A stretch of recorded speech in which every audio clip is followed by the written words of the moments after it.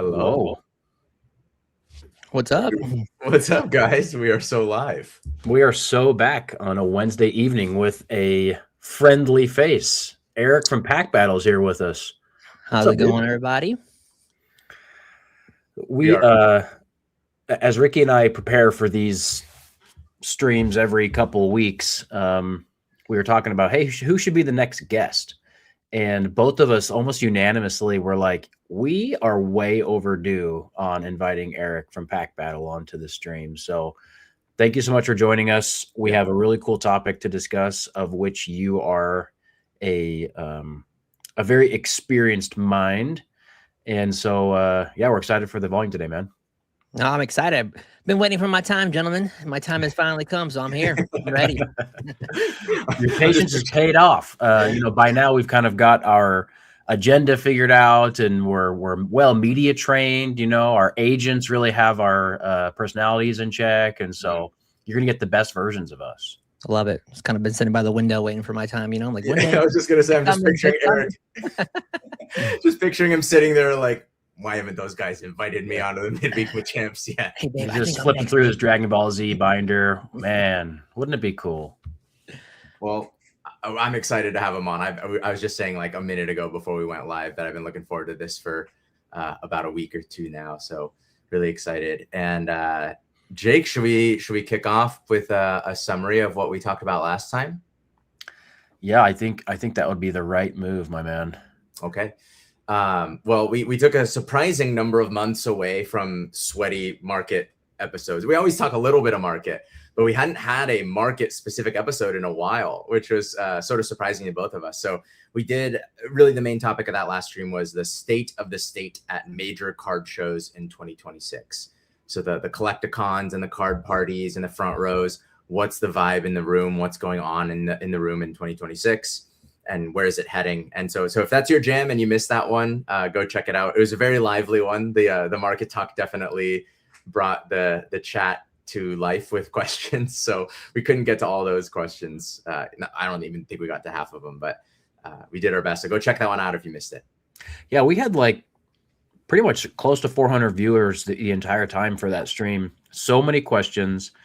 And it just proves that there's so many people that are highly interested in what's going on at these bigger card shows and what's the state of the hobby in general.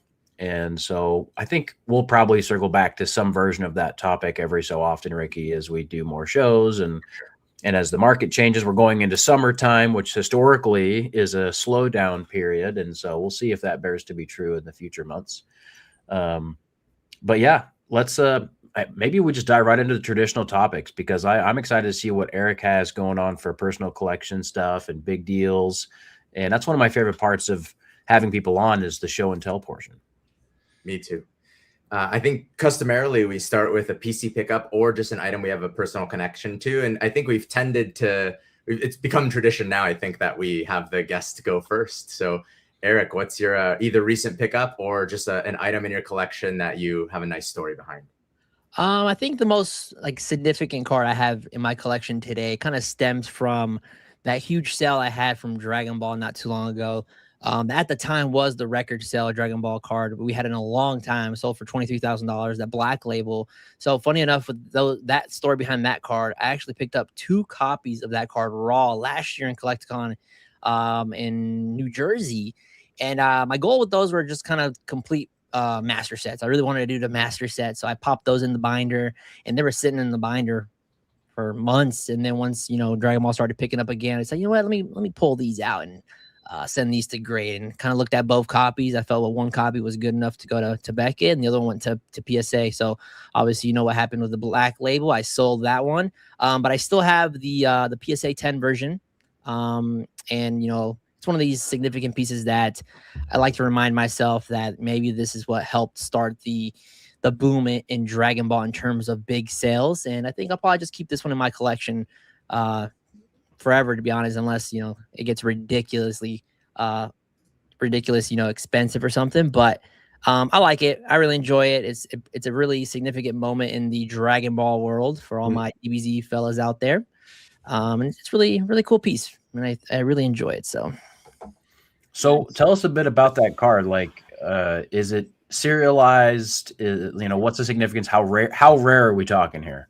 So this is a double star. We call these like super alt arts in Dragon Ball. They're really hard to hit. I mean, everyone says it could be anywhere between 6 to 10 cases to hit one of these. So they're really hard to hit, and it is from the most popular set in Dragon Ball right now, the manga set that came out last year to celebrate the 40th anniversary of Dragon Ball. Since the manga came out back in 85.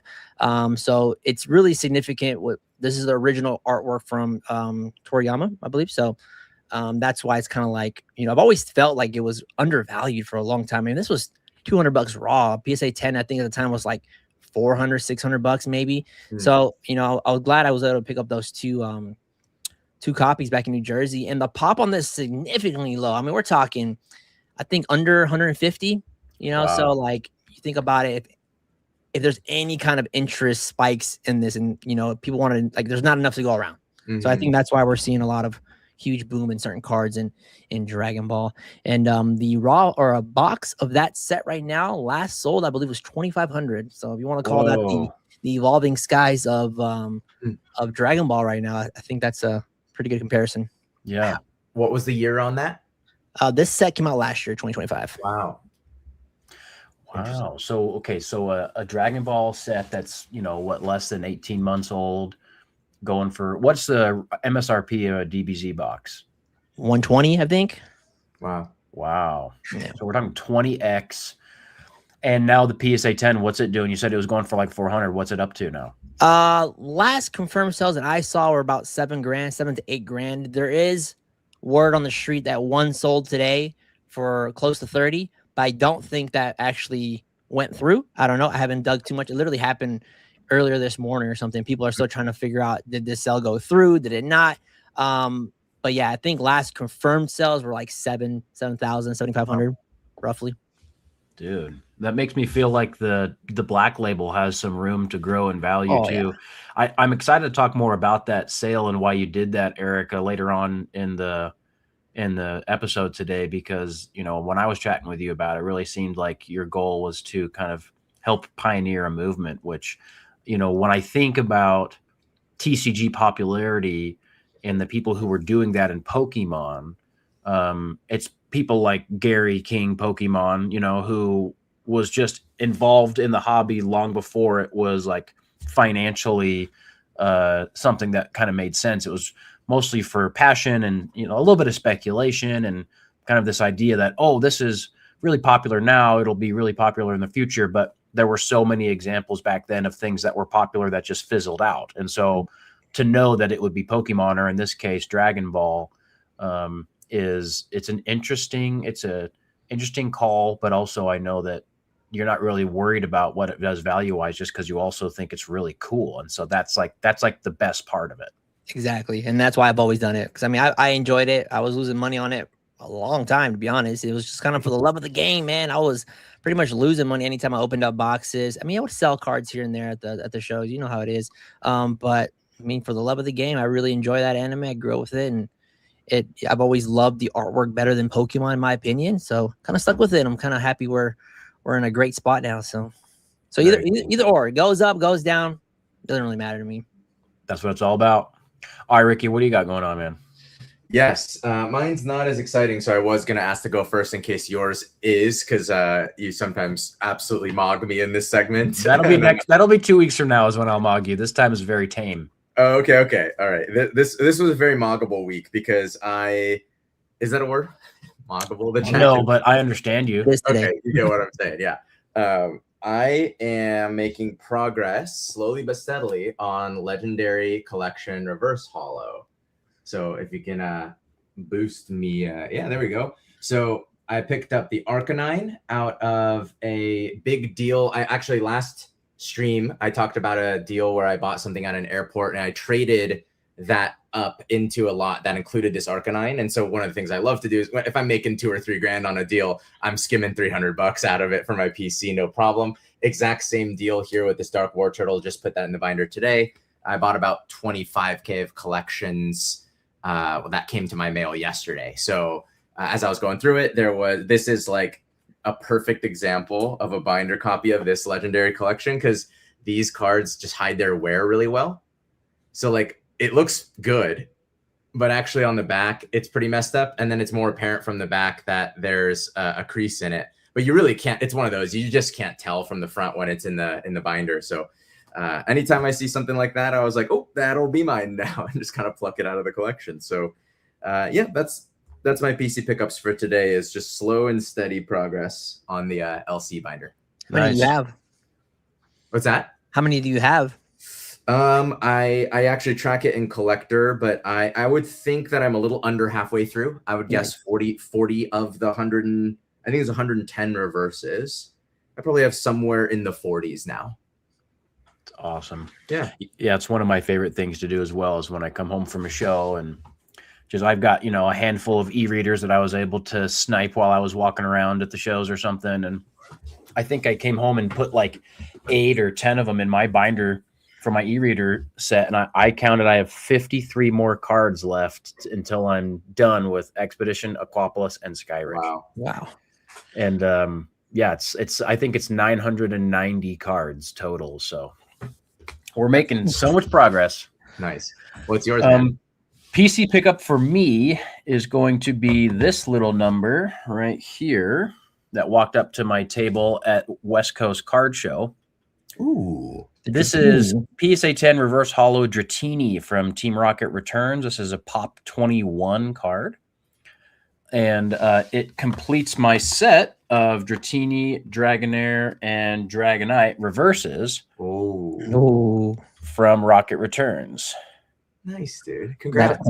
That's clean. Yeah, so technically there's 2 forms of Dratini and 2 forms of Dragonair, but I wanted to collect the ones that I liked. The other arts are a little goofier and not really my speed, and so yeah, these ones are really nice, and they are part of my official graded card personal collection strategy that I have right now, and that means my Dragonite collection, as far as my official plans, is done. Nice. So I don't need any more Dragonite or the evolution line there. So that's the PC. Famous last words.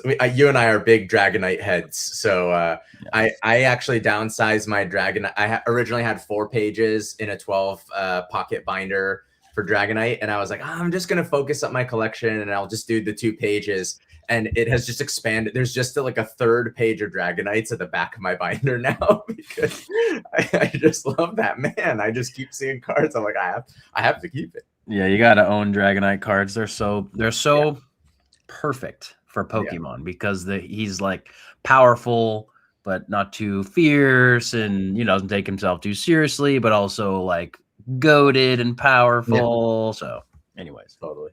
No, I'm with you.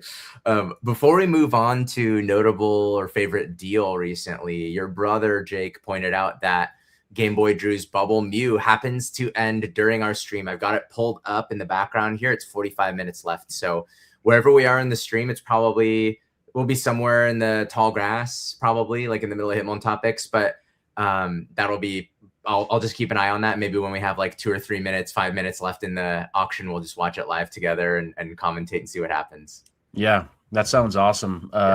Interesting that they're having the auction end on a Wednesday evening, but I guess there isn't any perfect day for a $200,000 card to end on auction. Yeah. Is there a canon day that's the best? Friday or something? I'm pretty sure Monday nights. I'm pretty sure that Z&G tries to end like a lot of their big auctions on weekend nights. Yeah. But is that what you were saying, Eric? Sunday night, I think, is what people say is the best day to end. Interesting. Yeah, somebody in the chat says the same thing. Yeah, I had the same thought here. Hella loot, payday, like Fridays. I like doing my if I can do a story sale on a Friday, I do it because people are like getting paid. That's so corporate brained. I got my paycheck, honey. Sue me. Sue me. You're just mad you didn't think of it yourself. Yeah, you're right. I didn't think of that. Let's move on to our second traditional topic. Favorite or notable deal since, ideally since the last stream, but for our guest, Eric, it can be any kind of recent deal in the last month or two. And maybe we start with you again, Eric. What's your favorite or notable deal in the last handful of weeks? For sure. I think the most notable I've had in a while is probably I finally decided to offload the Rayquazas I had been stacking for close to over a year now. Once I found out that the next block was going to be Mega Pokemon, I started just kind of collecting Rayquazas. I'm like, there's no way they don't do a Mega Rayquaza set. So kind of been stacking. So yeah, the picture here that Ricky's showing, that's just some of them. I had a bunch of other little smaller tier ones as well. Some of those cards, I mean, I bought for dirt cheap and finally decided just to kind of offload all those. I think the grand total after I sold all those, I had a few other things in there, was close to $50,000 that I kind of just said, you know what, it's time. You know, the Ancient Origins Rayquaza there. Funny story with that one is I bought that at peak last time, like in the summer. And I kid you not, like the next sale like went down like 40% or something. I'm like, you know what? I'm gonna hold this. And it finally got back into the green. I think last sold is like 11.5 or something. So that was a pretty good pickup. That hollow research tower Rayquaza there, I bought that on eBay in December for like $800. Yeah, that Delta, that's like a 4K card now. Yeah, that's 400 or so that's 4K now. That was kind of crazy. That Dragon Blade first edition one as well. Picked that up at a local show. Yeah, this one's crazy. For like $1,200. I think last sold was 6,500, 7,000 maybe. Yeesh. So I mean, it was one of those things that, you know, I bought the rumor and I kind of want to sell it before the news comes out that, you know, Rayquaza does. And, you know, and maybe it comes back and bites me and it continues to go up. But you know what? I felt that it was a good spot to just, you know what? I'm going to sell this. I'm going to buy some Dragon Ball and we're all going to be happy. I love that, man. Nice play. Yeah, I remember you telling me about that and I was thinking, yep, that is a very educated slam dunk, and you executed it perfectly, man. And I changed my mind twice for that because I initially wanted to sell that back in Chicago Collecticon back in, what was that, like beginning of April or something? Yeah, I remember you said you were planning to offload. Yeah, and I held back on that one. I held back in, what was it, Cleveland, Phoenix, and decided to do it in Orlando because I'm like, you know what, I'll need the money. We're going to go to Disney and stuff anyways. Not a bad idea to have some cash on me. So how'd you move them? Did you like sell them in bulk to somebody or just brought them to the show and they all moved? I'm sure I could sell them, but it's just a matter of how long would it take me to sell all of those. And, you know, maybe by the time I sell some of them, they've already kind of started retracing, started going down. So my best bet was to go offload to, you know, the big guys that work with the repackers that are, you know, buying out at 88, 90%. I'm like, you know what? I'll call it good, make my margins here and don't look back. Awesome. Love it, man. Mm-hmm. Did you spend all of your cash on soft pretzels at Disney World? Yeah, it's probably enough to give me a couple churros, you know? Yeah, I know. It gets expensive out there. It is, but it was worth it. Very cool, man. Nice play. What do you got, Ricky? Yeah, before I do mine, I just want to call out that we've had a couple guests in a row here that are like absolutely, what's the word here? Life mogging us, priority mogging us. Like Eric has kids. Yeah. he's got a full-time job, right? You're still working 9 to 5. Yeah, still got a 9 to 5, wife, kids. So and he's making these huge plays. Like that's some big brain stuff. It's very impressive. Gotta lock it in when I can, you know. Yeah, that Gengar hat can barely contain all those brains. Yeah, no, it's already stretched out the maximum we can go to. Wow, dang. Mine is that the Dark Explorers Gardevoir PSA 10 that I picked up at Collecticon Phoenix when I was walking around and JT was manning the table for me. I traded some sealed into a Munch Pikachu that I traded into that Gardevoir. Obviously, the Munch Pika much more liquid. I was just curious on the experiment with something like that Gardevoir, and currently a believer in those like textured half arts in black and white. So I think I showed that off maybe last stream or 2 streams ago, and I just sold it a few days ago. The wire hit, and that was as a single item, all cash deal. I believe my first sale of a 5-figure card. Wow! Nice. Congrats! Thank you. So tell chat about like how the deal came about, because I think that's a really interesting piece. Yep. So with these cards where I'm not 100% sure who the buyer is, and I know that they're not just going to like fly at a show, I will make listings on eBay and I'll price them a little bit high and accept offers down to about what I paid for them in a lot of cases, just to see what comes in. And in this case, the person found the listing on eBay and DM'd me on Instagram and said, hey, would you take offers on that, like private sale, basically. So that was something I was messaging you about, Jake, that eBay can, I do occasionally sell things on eBay, but it can also be a really good sort of like free ad, essentially, like a top of funnel tool. If you've got something where, like, at least for me, I don't have like a super established buyer base for 5-figure kind of obscure cards like that. Dark Explorers, Gardevoir, Pop 29. Like, there's just not an abundance of people in the world that want that card right now. And some percentage of them know who I am, and the rest absolutely have no idea who I am. So having things like that listing on eBay, that's how that person found me, and deal worked out. Awesome, dude. Yeah, being able to sell a card like that, it opens up a lot of doors and builds your confidence. And you know, I had a couple of cards of similar, you know, rarity sell in the last 2 weeks, and it's always surprising too. It's always like, oh, like, you're the collector that I've been looking for this card. Right. And just, it can come out of nowhere. Sometimes it can take months, and sometimes it can be like the next person who walks up, you know, like a card that I picked up. I think I showed on my Instagram. It was this this pre-release Ivysaur card that walked up to my table this past weekend in West Coast, a PSA 10. It's the artwork from, I think, Fire Red Leaf Green, or one of the Ivysaur artworks. It's like Pop 34, hasn't sold in like 2 years. Oh, niche. There's, super niche. There is some data on, like, there's a War Turtle that has sold recently that's similar. And there's a listing for the Ivysaur at $4,000 on eBay. And so it's like, what data do we really have? Yeah. And bought that card for a price that I thought was fair, sold it for a price that I thought was fair within about a week, just because someone had seen it on my Instagram story. And that's another, I think, piece to talk about, which is like the power of the social media presence. And in this case, eBay plus your Instagram came together to, you know, for you to have that kind of deal. It's just it's the unspoken value of those things that you've built out over the years. Totally. Yeah, there's a couple things to think. Actually, Omni Collectibles in the chat just raised a point that this ties right into what I was thinking about here. So Omni Collectibles saying, hey, in all honesty, though, as a new eBay account, all listings are kind of like shadow banned. Like, how do you get around it? It's hard. Some listings only get a few views. I don't know the extent to which that's true. It wouldn't surprise me that much. But I think one of the key points here, similar to what Jake was just saying, is that you put in the effort. Like, I started my journey flipping Pokemon cards by grinding 20-cent profits and losses, shipping out like $4 cards on eBay.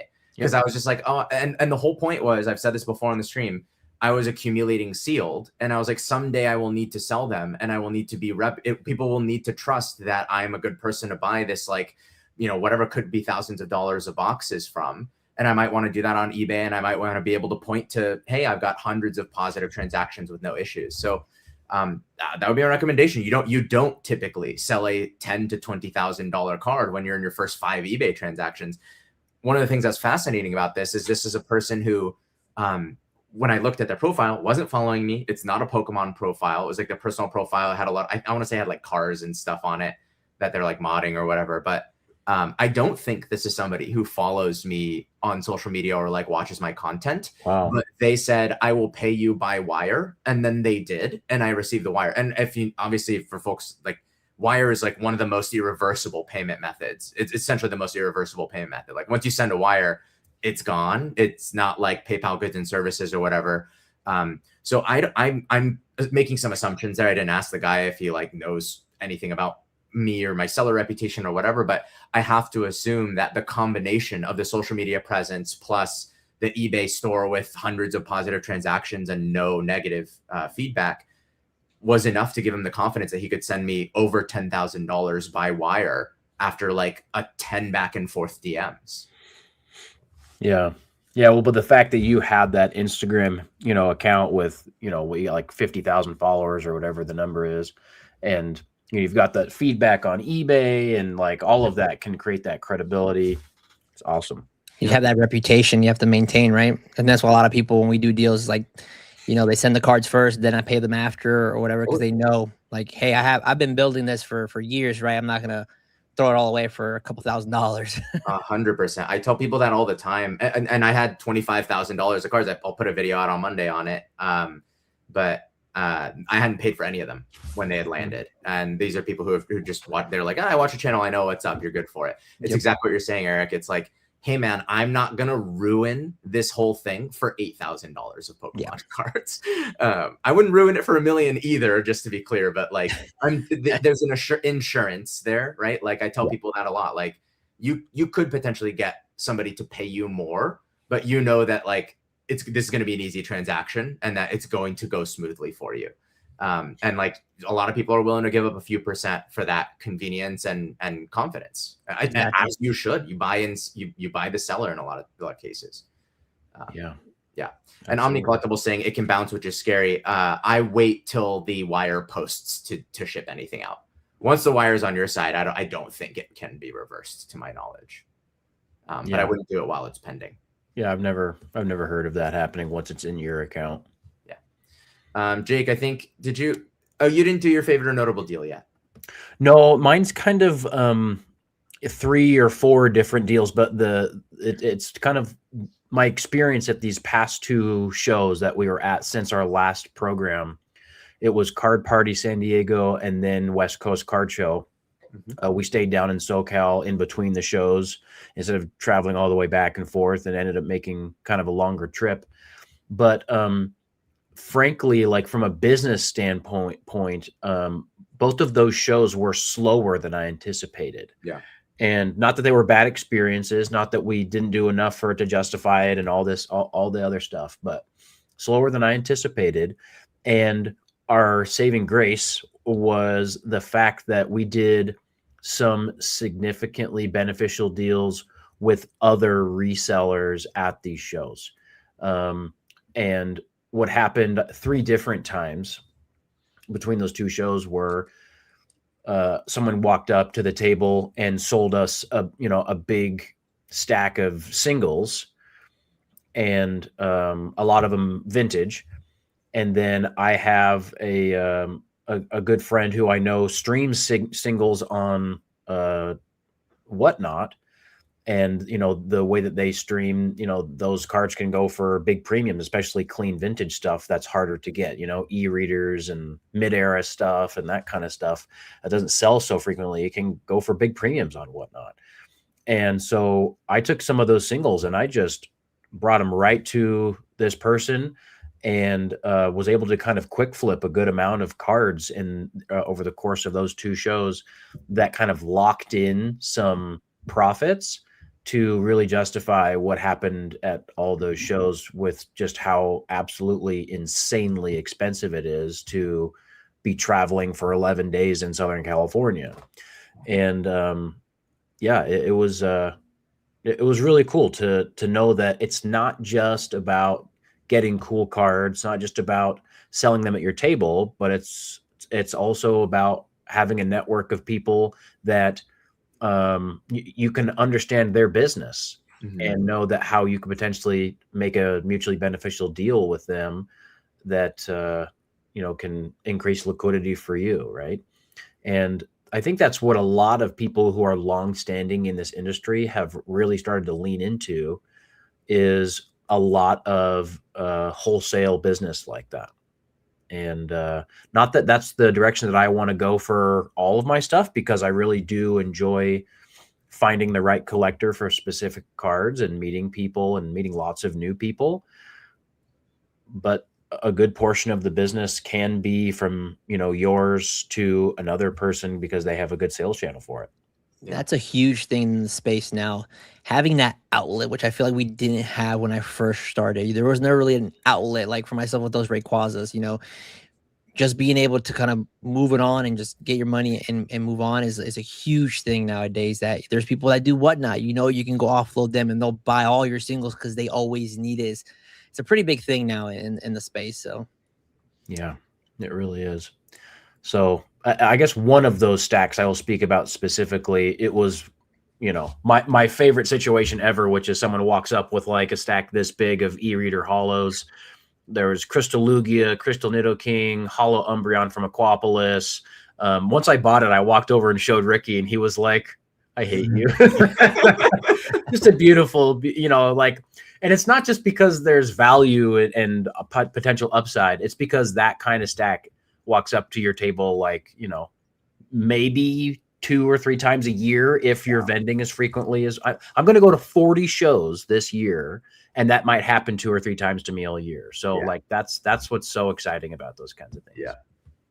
You never know when they're going to come by. You never know. You got to be ready. You got to have some cash in your pocket. Yep. And that was, Jake, if I remember right, that was on Sunday, like kind of early on Sunday, right? Yes. So that was just card party day 3. Both of us for Friday and Saturday were like, dang, this has been slow. And then we both had our biggest day was Sunday, which we couldn't have expected. So really unusual. Yeah. Yeah. I'm not sure exactly what all the factors were that went into that. And unfortunately, we should break the news to the audience that we were planning on doing a buying challenge. And so we had earmarked a cool idea that we were going to do on Sunday morning, because often Sunday mornings are slow. And so we kind of played by ear what the rest of the weekend was like. Make sure you're at your table at the end of day Sunday, because sometimes as the show wraps up, some of the biggest deals, like, I don't know, a third of shows, it's that last hour or 2 of Sunday, like really makes the whole show. It's like really bizarre phenomenon. No lie. Okay, so West Coast Card Show, probably one of the slowest shows for me that I can remember.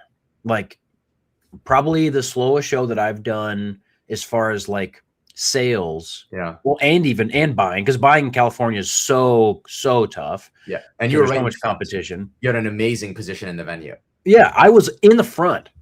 They last minute moved the entrance of the show to like right next to where my table was. So in order to get into the show, you had to look me in the face. Yeah. and so I'm just like thinking, oh, we're going to be crowded. It's going to be pumping. No, I was sat there just, you know, waiting around most of the show. Yeah. And then, no lie, as River and Trey are packing up our singles, back to back, people walk up to me while I'm, you know, in front of my slabs, and I sell 20K worth of slabs in 5 minutes before I put them in my case. It was like this should not be possible, but it's like, you know, it rescued the show, honestly. Yeah. Were they other vendors? 2 of them were. Yeah. And then one of them was you know, someone who had like gone window shopping like 5 different times at our booth for the last 3 days, and then, you know, finally pulled the trigger kind of thing. Anyway, the punchline of the thing that I had started saying there was that we were expecting after Friday and Saturday that Sunday would probably just be even slower. And so we're like, oh, we'll have plenty of time for this. And I think the show closed at 3 o'clock or something on Sunday. So it was also a shorter day, which might have helped drive some urgency that day. Last day of the show and shorter day. So people who were dilly-dallying maybe about buying were like in buying mode then. But yeah, unfortunately we got to like 2 p.m. and I looked over at you and I said, we're not doing this buying challenge. And you go, oh my gosh, I literally forgot. I'm sorry. I'm like, no, don't be sorry. I remembered, but like, it's been the opportunity. I can't walk away from my table right now. Like we did $20,000 of buys and sales on Sunday after doing like, you know, just like selling a reverse hollow mid-era card for $40 here and there throughout Saturday and Friday. Yeah. It's interesting. Yeah. And what's also interesting about that, and maybe we can touch on this briefly because we didn't have it on our schedule, but there was some drama about, you know, card party vendors really complaining and saying that they really had a terrible experience at the show. And obviously everyone's experience is different inventories, different level of experience, different amount of, you know, different location in the building, so many things that are just totally random up to chance. But a lot of those vendors, I remember telling me or saying on social media, they didn't even set up on Sunday. They either left the show or they just walked around all Sunday. And maybe they did some good deals walking around, but like that's when all the deals came to my table was Sunday. You just never know when it's going to happen. Yeah, it's unusual. Yeah, totally. Same. That's a 3-day show as well, right? Card party. Yeah. 3. Yeah, but the Friday and the Sunday are a little shorter. And then there's a lot of other stuff going on. So card party's not just a show, but yeah, I think there was a real factor there from like Waffles is saying front row is in Pasadena. So anytime, like kind of 2-mile radius within Southern California, A lot of the big slab buyers were probably at that show, from what I understand. From what I heard, the people that were at front row said it was like shoulder to shoulder, like almost uncomfortable as a buyer. So yeah, it's interesting. And then what's this? Parthosaurus saying like that was overblown. Deep Pocket Monster apologized. Yeah, I had slightly mixed feelings about his response to it, but overall, like I have a ton of respect for him, and I always have fun at these card parties. And like we didn't come away from it, especially with that Sunday being better than the Friday and Saturday combined. I didn't feel like when I heard that there was all that drama going on, I was like, really? Like, it was nowhere near bad enough to complain. When we went out to dinner, I think that last day, or it was kind of an early dinner. And you kind of asked the table, like, how would you rate the show out of 10? And everyone had the same answer, which was like, coming out of Saturday, it kind of felt like a 4.5 out of 10. But honestly, like, as a whole, coming out of Sunday, maybe it's closer to 7.5, 8 out of 10. And everyone was like, we all had the exact same answer independently of each other. So anyway, yeah. We'll see how like the future ones compare to. Someone said in the chat here, they did really well at Card Party Tampa, and they're curious about Dallas. We're going to be at Dallas. I don't know. Eric, are you doing Dallas? Yeah, I'll be here. It's a local one, so I'll definitely be there. That'll be my first card party, actually. I have not done one yet, so. Nice. I had heard, and Jake, you had done it. Like when I walked Seattle, everyone was like, dude, this one's it's really good. So I think that's part of it too, is people who had some expectation of what Card Party could be based on some of the previous ones, that the San Diego one sort of just didn't hold up quite as much for vendors. But yeah, there's a lot of factors, too many big shows going on at the same time. I feel like that we're seeing that a lot more now than we did, a year ago. I mean, I was at Collecticon while you guys were in Card Party. You had front row. It's just, normally if it was just one show, you maybe got everyone flying to that specific show. But now when you have options, they all can't be good. Yeah, for sure. Okay, guys. Thank you, Don Draper TCG in the chat. That scissor neon sign. This is from a good buddy of mine. As a little gift a couple months ago. So I think we're ready to shift into the tall grass, right? Let's do it. Let's venture out. Venture out into the tall grass. Boy, was it a busy couple of weeks. We've had a few streams, like out of the 20. This is number 22, I think. Yep. We've had maybe 4 where Jake and I got together for prep, and we're kind of like, there wasn't like a lot of obvious things to talk about. And this was a week where we were like, we need to just pick 4. Yeah. So we'll have some exciting stuff to talk about. I just want to call out 2 things. One is, as a reminder for folks that now we've got like almost 300 people here live with us. You can leave questions in the chat at any time, and we'll star them throughout the stream and come back to them at the end. We'll spend 20-30 minutes or so in Q&A at the end. You can also save your question for then if you want to. And then the second thing I'll call out is that I am watching the Black Label Bubble Mew auction here with 21 minutes left. So we'll get through 1 or 2 of these Hitmon topics, and then I'll make sure that we switch over before it ends. Okay, Jake, you usually paint a vivid picture for us on where we are venturing in this tall grass. I'd say let's find ourselves in Diglett's Cave, where all you can really find is Diglets and Doug Trios. But what else could we possibly find? We could find some Hitmon topics. Oh, Hitmon topics. Hitmon topics. Yes, maybe that's like a Diglett comes out of the ground and grows some arms and or legs and becomes a Hitmon. They bear some visual resemblance. What would you do if that happened on your Game Boy? Would you scream? Panic for 100%. Yeah, I would just drop it. It'd be like it was made of lava or something. Okay, our first Hitmon topic here. This was a no-brainer, right? PSA pausing value tiers. As a side note, they also extend Collectors Club memberships. They are claiming a 10 million card backup, I believe. Which I want to say the last time they paused, it was 15 million was what they had reported was the backlog. So pretty fascinating here. They paused all value tiers. The lowest tier now is regular. I think that's a $70 per card tier.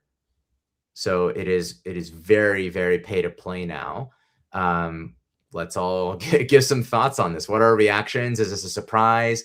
And then I think the big question that I've gotten asked this a bunch already, and I was like, we're gonna answer this for sure on the Machamps, is how does this affect the prices, especially of lower end slabs that you would normally send through value? So what are reactions? Did you say last time they stopped was 15 million? That's When they what had I backlog? heard. Was that during COVID? I think so. I want to say it is. I wasn't around then, but I remember Yeah. hearing something about that. Yeah, I was around, but not vending. I do remember them kind of like stopping, but it's one of those things that I see where they're going. They're trying to kind of catch up with all. Because I've had stuff since December and it's still there. Yeah. They're trying to pause, people just submitting a bunch of smaller tier. 'Cause if you go to the shows, all these repackers of their want these lower tier slabs are just kind of in. Some of these guys are paying up to 100%, depending on what they want, 110% to get your lower tier slabs now. So I can see why they had a bunch of backlog. I mean, how many of those burger chews were submitted to grading? Didn't that cross over like 100,000 of those have been already been graded at PSA or something like that? So it's like people are just submitting everything to PSA.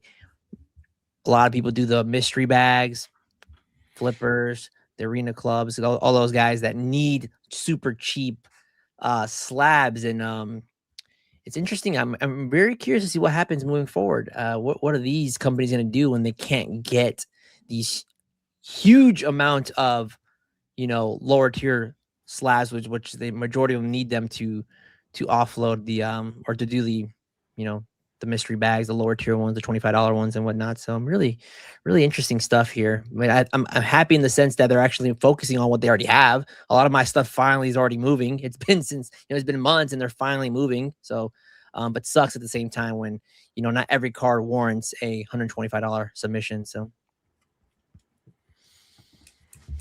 I think the main thing I've been hearing from speculators is that they think that this is going to really impact the market, either, for the downward trajectory because, not as many people are going to be able to participate in grading or some version of that. And then, some people are thinking it's going to go higher because there's not going to be as many slabs available, because they're being throttled somehow. But honestly, I don't think it's going to do really either. Maybe the news in the short term will, because people won't think through it very clearly, but they're still grading millions of cards between now and whenever they reopen this service. They're averaging like 1 million a month, which it seems to me they're probably going to pause for 5 or 6 months, get caught up on all the ones that are in value and bulk tiers, and then reopen and hopefully have some other infrastructure in place. And that entire time, submissions are going to be returning into people's hands that they paid, previous prices for, and they're going to be entering the marketplace. So between now and whenever they reopen, we're probably going to get into 5 or 6 million more graded cards that come to the marketplace and kind of meet the demand that's going to be there. I don't think it's going to really change too much as far as values of these cards. Yeah, I mean, they think it's going to take them 4 months. That's not a particularly long time. I don't know in the past when they've done pauses like this, how long those pauses were, but I recall, Jake, we've talked about there having been turnaround times in the past of like a year plus. Yeah. Yeah. I mean, a good amount of those were probably people's submissions that got lost in some broom closet or something like that. Sure. And so they didn't come back for a long, long time. Yeah. But yeah, the thing is that so much of the flow of these graded cards is not going to collectors who just kind of sit on them. Yeah. They go right to people who want to flip them to PSA or to bulk buyers, or they go to somebody who then sells them to somebody and that person sells them to the bulk buyer. So when there's just a big money pot in the middle of the room, most of the cards are going to flow that direction within 1 or maybe 3 indirect steps. And I think those companies already have such a huge backlog that based on how many cards are still going to be graded, that demand is going to be met. So I really don't. This really just feels like the only real impact is going to be it doesn't make sense to grade some portion of the cards, and that we've already been discussing that based on the prices that are available. So it's just an extension of that. Yeah. With the pause being 4 months to get through the 5 million cards, my guess is also that it probably won't affect card prices unless people really FOMO and like speculate on them by buying up high quantities. But I don't know how you outpace the quantities that these like repackers are buying. If it were a lot longer than 4 months, like if it were 6+ months and all of like, I guess you could potentially see the prices of those like $0 to $200 slabs, like the ones that Eric was saying, the repackers are always looking for that segment. Apparently those are the ones that people are the most inclined to actually claim. And so they leave repacker inventories the most frequently. I could see there being a small increase in the value on those, but I think there's going to be enough of them coming in. I mean, I have 100 cards at PSA that we submitted at various value tiers that are, on their way. They're in assembly or something right now, so they should be on their way back in the next couple of weeks. Like that supply will continue to hit, right? 5 million additional slabs are going to come into the market, and a lot of those are those low tier ones. So I don't know if this is as interesting. I mean, I guess some people are kind of spazzing out about it, but what do you guys think about like this? Is definitely, for me personally, it is going to lead to me doing my first experiment submitting to BGS. What do you think about the impact of this on the sort of second tier grading companies like CGC, Tag, and BGS in particular? It's kind of tough. I mean, we all know the general consensus when it comes to CGC slabs and anything other than PSA, right? Personally, like I live here in Dallas, Beckett's here. I'd never submit Pokemon through them because a BGS 9, BGS 9.5 is not as enticing as a PSA 10, right? So even though, like, in my opinion, I would rather wait for PSA to open up again than send over to Beckett for Pokemon specifically. Dragon Ball and stuff like that, no problem. I do Beckett all the time. One Piece, I can do Beckett all the time. But for Pokemon, and, if people are looking to move slabs, nothing sells like PSA does. So it's kind of interesting. I know Tag has kind of been up there, and a lot of people talking about Tag and CGC. But a lot of times it's just worth waiting for the PSA to reopen up, because I've never had a card in Pokemon that was good enough for a black label. I had one and I thought it was absolutely flawless. It got a BGS 8.5. So I'm like, what's the point? Like, I'd rather just send it to PSA and get a 10 and call it good.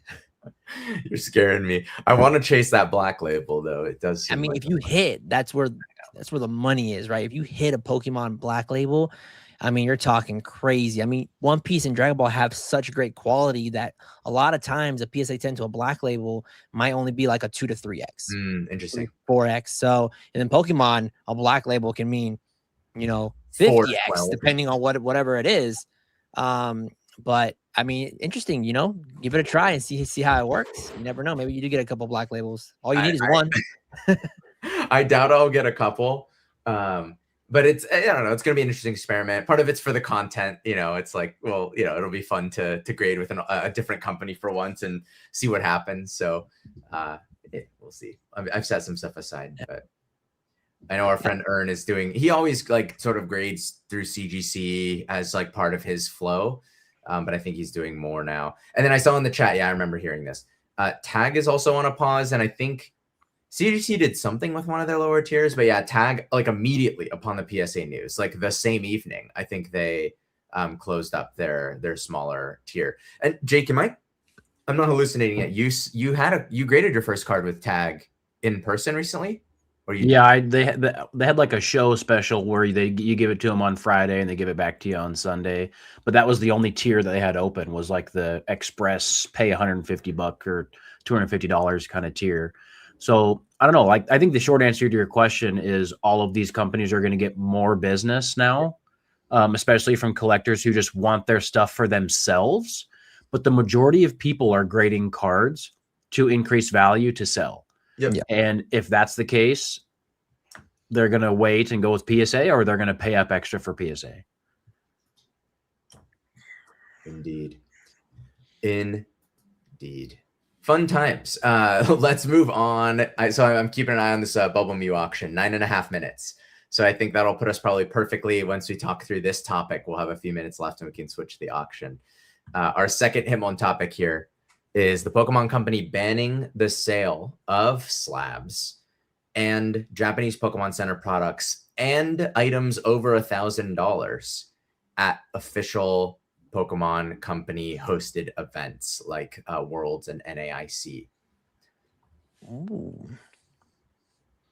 I really loved that this came out, because I think if you read between the lines, and this is just my opinion, but I think if you read between the lines, this is the Pokemon Company intentionally wanting to distance themselves from the secondary market of their own products. And the fact that they have that stance, I think, is an example of exactly why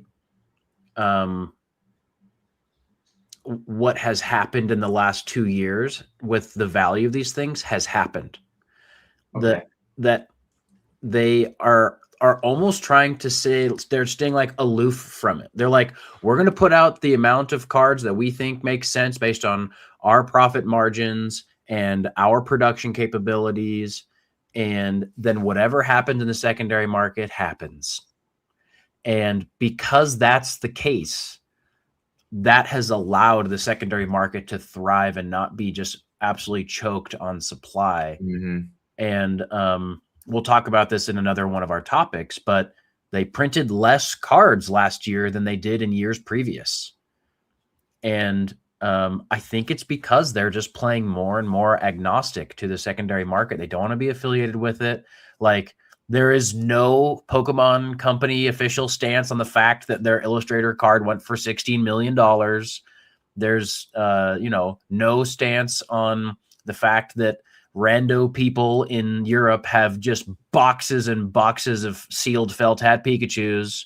There's no stance on the insane, like, I think Card Ladder put out like this chart. Maybe you can find it really quick, Ricky. Card Ladder put out a chart about the sales volume month to month for each month this year. And it's an all-time sell-through month for graded cards in like the hundreds of million, to the tunes of hundreds of millions of dollars every single month for every month this year. It's like $700 million or something like that as far as what they're tracking in graded card sales. The Pokemon Company is just totally like, they're just like washing their hands of this whole situation. We don't want valuable stuff at our event. We don't want there to be like high-level negotiations. We just want family-friendly, Pokemon fun.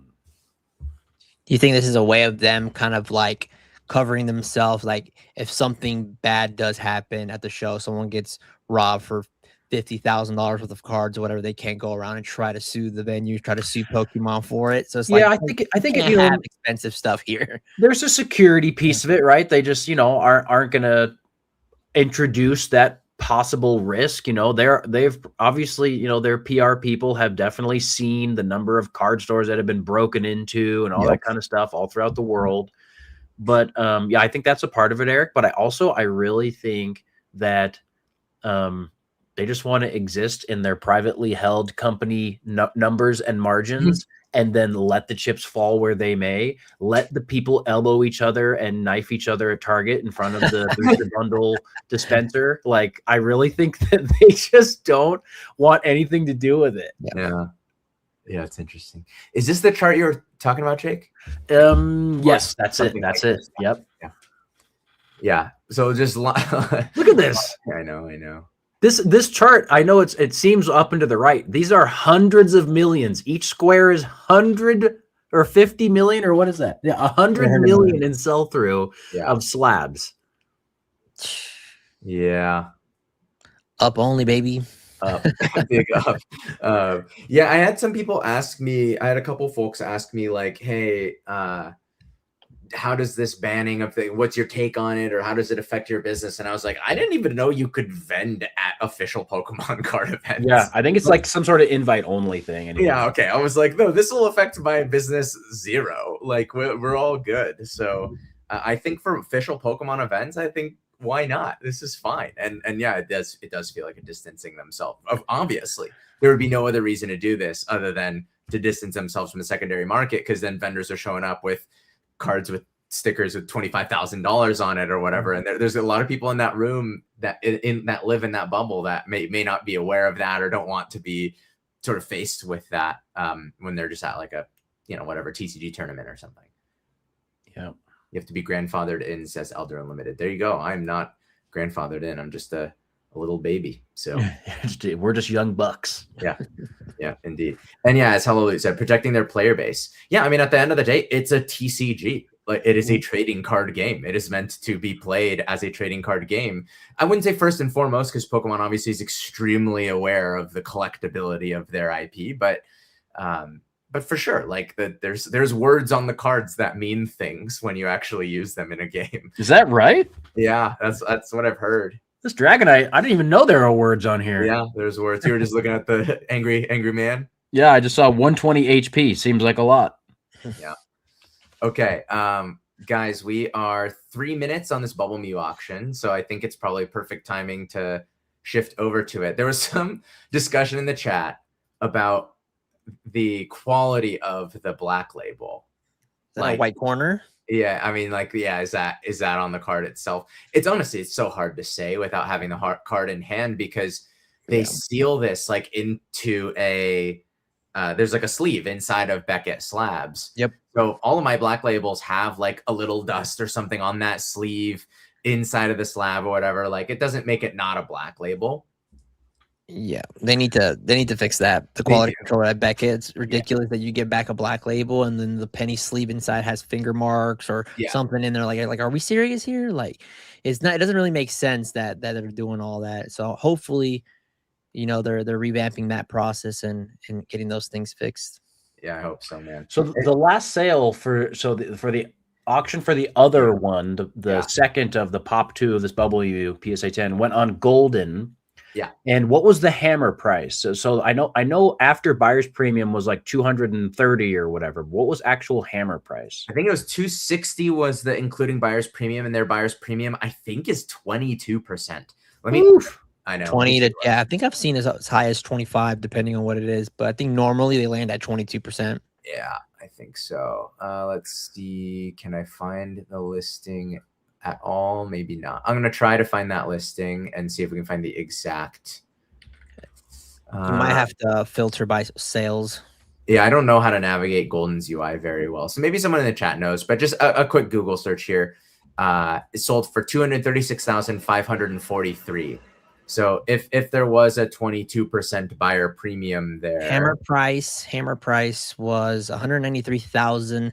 Okay, so 193. Okay, so if this goes for anything over that, then it's essentially, as far as like actual value of the card, right? You could kind of say that without the buyer's premium, because you don't pay a buyer's premium on eBay. Nope. Right? Yeah. It'll be interesting. 86 bids, and it hit this number. Oh, that's right. I'm not logged in. 86 bids, and it hit it was at like 170K or something, like the night that they opened up the auction, right? So it pretty much got to this level and then stopped for a week. Everyone in the chat is like egging me on to place a bid here. I don't think I can swing 181,000 or whatever this is going to go for right now. That would be a pretty substantial percentage of my total. What's the minimum bid? Like, if you were to place a bid, does it have to be 1,000? Oh, that I don't know. Click into it. You won't. Yeah. Click it, Eric. Go find out. All right, we got 15 seconds. Here we go.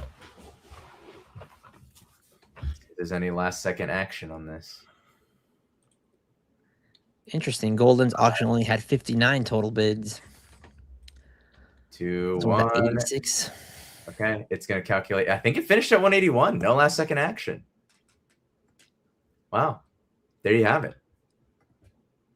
Oh, man. I'll give it another refresh, but I think it's where it's done.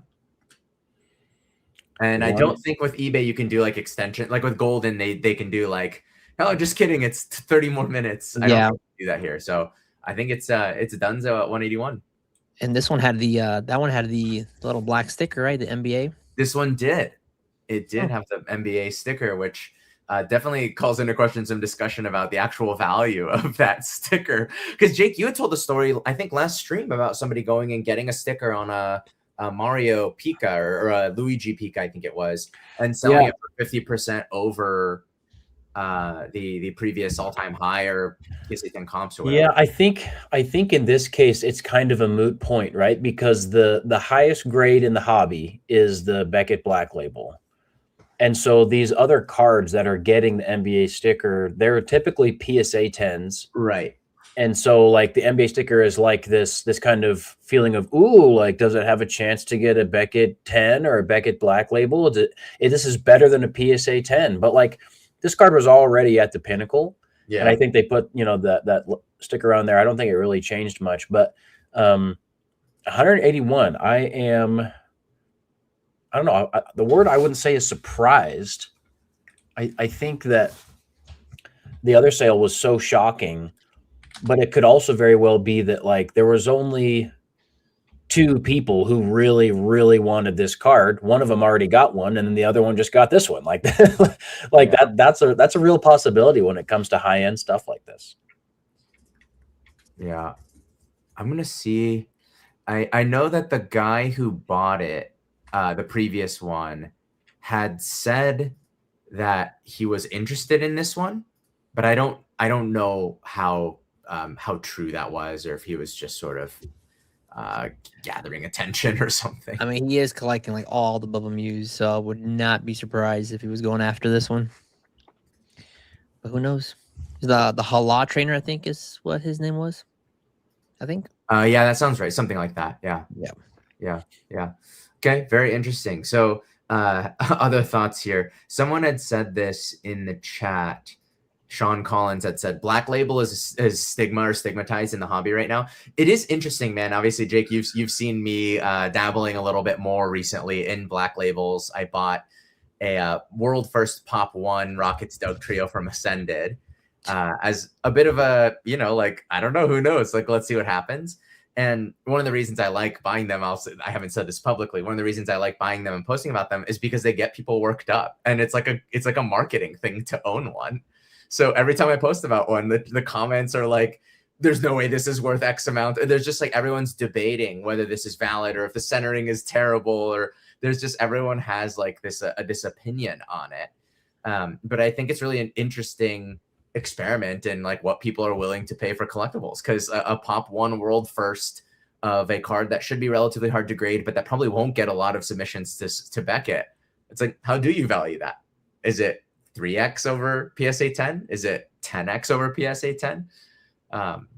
Interestingly, most of the offers I've gotten are very, very close to what I paid for it. So everyone seems to agree on how to value this, which I'll talk about more once I actually sell it. I'll kind of spill the beans on that, but there's a bit of a method to the madness on some of these things, I think. But the bottom line is, yeah, it is sort of stigmatized, or it is a bit of a hot topic, and I'm having fun with it because I post one on Instagram and just get to see people like in fight about whether this is worth 4K or 2K, or whether the centering is off. It's engagement, man. I mean, any Black Label I've ever had, there's always people in the comments, that's off-centered, not Black Label. Like it just gets people talking. It does. It does. Yeah. I mean, that Doug Trio you post on your story, that's a true grail. So that's all I have to say about it. I've had it's amazing actually how many people have their like branding based on Diglett or Doug Trio. Like they've come out of the woodworks for this. Like I'm now seeing that there are many like Doug Trio trades, Diglett TCG type handles out there. Diglett TCG. Come on, guys. There is a Pokemon for everybody. So Diglett fans out there itching. Code name pie, I don't know what it is, but how to pronounce that. But the market for Pokemon has chilled out or gone down a bit. Not surprising, the second one sold for less. Yeah, there's a little bit in the high end market, especially a little bit of cool off happening, but it's hard to I don't know, put a finger on what. I'm going to push back on that. That's just flat out not true. I mean, some of the high end cards have had less like lower sales than they have before, but like sell through, liquidity, other cards reaching all time highs, it's still happening. So, I mean, this to me seems like an example of, you know, a sale that has come to market because another one already moved and they were hopeful to kind of capture lightning in a bottle twice. Totally. And guys, like, they did. If this goes through, the person who bought this card paid $20,000 for it. I actually met the person who graded this card at West Coast Card Show. He came up to the table and we talked for about 5 minutes about it. He pulled it out of a Paldean Fates pack and graded himself on a whim at Beckett. He was into the card for like $100, sold it for $20,000. Drew bought it for $20,000 and is now selling for $180,000. Like, that is insane. The market is hot. Yeah. When did he buy that? Do you know? Last He year? bought it at Pasadena Front Row Card Show, fall of last year. That's insane. Yeah. All right, y'all. Let's get back into our regularly scheduled programming here with our Hitmon topics. We got the 30th anniversary. It's not really a leak. It was intentional. You know, Pokemon has marketed what is coming for 30th anniversary. And we've got a new rarity on our hands, the futuristic rare. I like it. Do you? I like the Mewtwo. It looks great. Really? Yes. I have a feeling, Ricky, that these cards in person are going to look so sick. I think Pokemon Company has like reached a new level with what they're able to do on the card with some of the stuff like the BWRs and the MURs. And I really feel like these cards in person are going to pop. I'm hopeful for that. I can definitely see it. I will have to reserve my full assessment, but I don't love it. Mainly, I think what I don't love, for one, the Mew, like, it looks like he has this weird open mouth, and then they're a little busy. So again, it's like how they contrast with the texture and the actual print of the card, how they make the Pokemon stand out from the background, I think will really determine for me whether I love these cards or hate them. Have they said how big the set's going to be? Like how many total cards are going to be in this? There's 100. Like how many? So the number here is 128, and obviously there's secret rare. So I think there's going to be borderline 200 cards in this set. An actual big set then, because the last Celebrations was what, under 100 or something like that? It wasn't that big at all, right? Small. There was a core set that's like 30, and then there was a classic collection. I think it totals up to 100, 110 from Celebrations. Yeah, last 25th. Celebrations was 25 and 25. There's 50 total cards. Is that it? Yeah. Yeah, I was like, oh, I kind of remember that. It didn't take me much to get a master set in the 25th celebration. So so the chat is kind of divided on them. Better than golds. I hope everyone hates them so I can get them. The energies aren't it. Don't care for these. Yeah, for me, it's the energy symbols that are, I think, tweaking me out a little bit. But again, you got to see them in person. I've had my mind change many times on these designs. Yeah, these they really remind me of like these TCG Pocket full arts. Sure. And I bet you in person they're gonna look really, really nice. I mean, when it comes to like renderings of cards, like do me a favor really quick, Ricky. Go to TCG Player, pull up the picture on TCG Player of Crystal Guardians Charizard. Look at this. This just like it's so bland. Like you're not capturing any of the hollow pattern here. Like you can't really do justice of a card with a picture in a lot of ways. I hear you.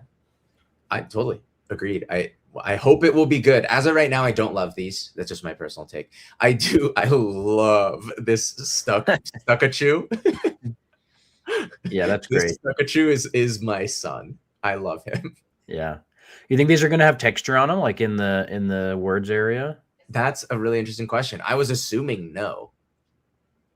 I'm curious if like that stamp down there like has some sort of raised, or is it going to like have any sort of hollow pattern? I'm curious. That is interesting. am I wrong in saying that the last time they did like truly textured, I guess they have textured half arts for the Master Ball reverses, like in Prismatic. There's texture on the Celebrations starters. Oh, and yeah, like the level X's and stuff. That's true. Yep. Very slightly, but yep, there's texture on those. Yeah. Okay, well, it's possible. It's not. Yeah, well, I guess we'll find out. Either way, hilarious. I love this card. And then there's a couple other like very cute little guy here. Yeah, that's nice. Very Radiant Collection art vibes. Yeah. So how many Pikachus did they say? At least 3. I mean, there's 3 here. I feel like they showed more, but I thought I said something that was like 20 of them or some crazy number. 20. Can you imagine just like a sequential set of all 30 of the Pikachus from 30th anniversary? I'm looking this up. Oh, wow. Okay, the chat is blown up with the answer. 30 unique Pikachu cards. 30 Pikas. What's the premium on 30 sequential Pikas, PSA 10? Oh, my gosh. In today's market, a lot. 30. Goes to Golden, sells for $250,000. The odds don't seem good. Hitting 30 in a row. Yeah, it's on the card. Yeah, that's interesting. So it's like kind of a subset here with the oh, I see. At the bottom here, 14 out of 30 Pika stamp. Oh. Look at that. See, a little Pikachu subset. You know that gets the people going. Pika subset. Wow. The 1 through 30 in order, sequential. The premium would be it would be ridiculous. Yeah, Jojo Jake in the chat. It would cost $2,400 to grade them right now at PSA. Yeah. So it's got to be worth at least $2,500. That's funny. Someone said, I wish they were full arts. I guess I would imagine some of these 30 are going to be full arts, right? They haven't released all of them, right? It's just only I don't think they've released anything close to all of them. I've definitely not seen 30. I got 30 different Pikachus, guys. Like, come on. People are like, oh, this set's going to suck. Like, come on. Like, let's say because you're guaranteed 1 Pika per pack, yes, right? Correct. That it does say that, yes. So everyone's opening at least 100 packs of this to get all these Pikas, guaranteed. Everyone. 30 distinct Pikas, all different artists, futuristic rares, 30 classic reprinted cards, which will have a special foil 30 Pikachu stamp. Special foil 30 is Pikachu stamp, is what it says. So yes, maybe you're right about that having texture. It's interesting. Let's take a look at some of these other ones that they showed here. I love a sleepy Pokemon. This is a very cute Umbreon.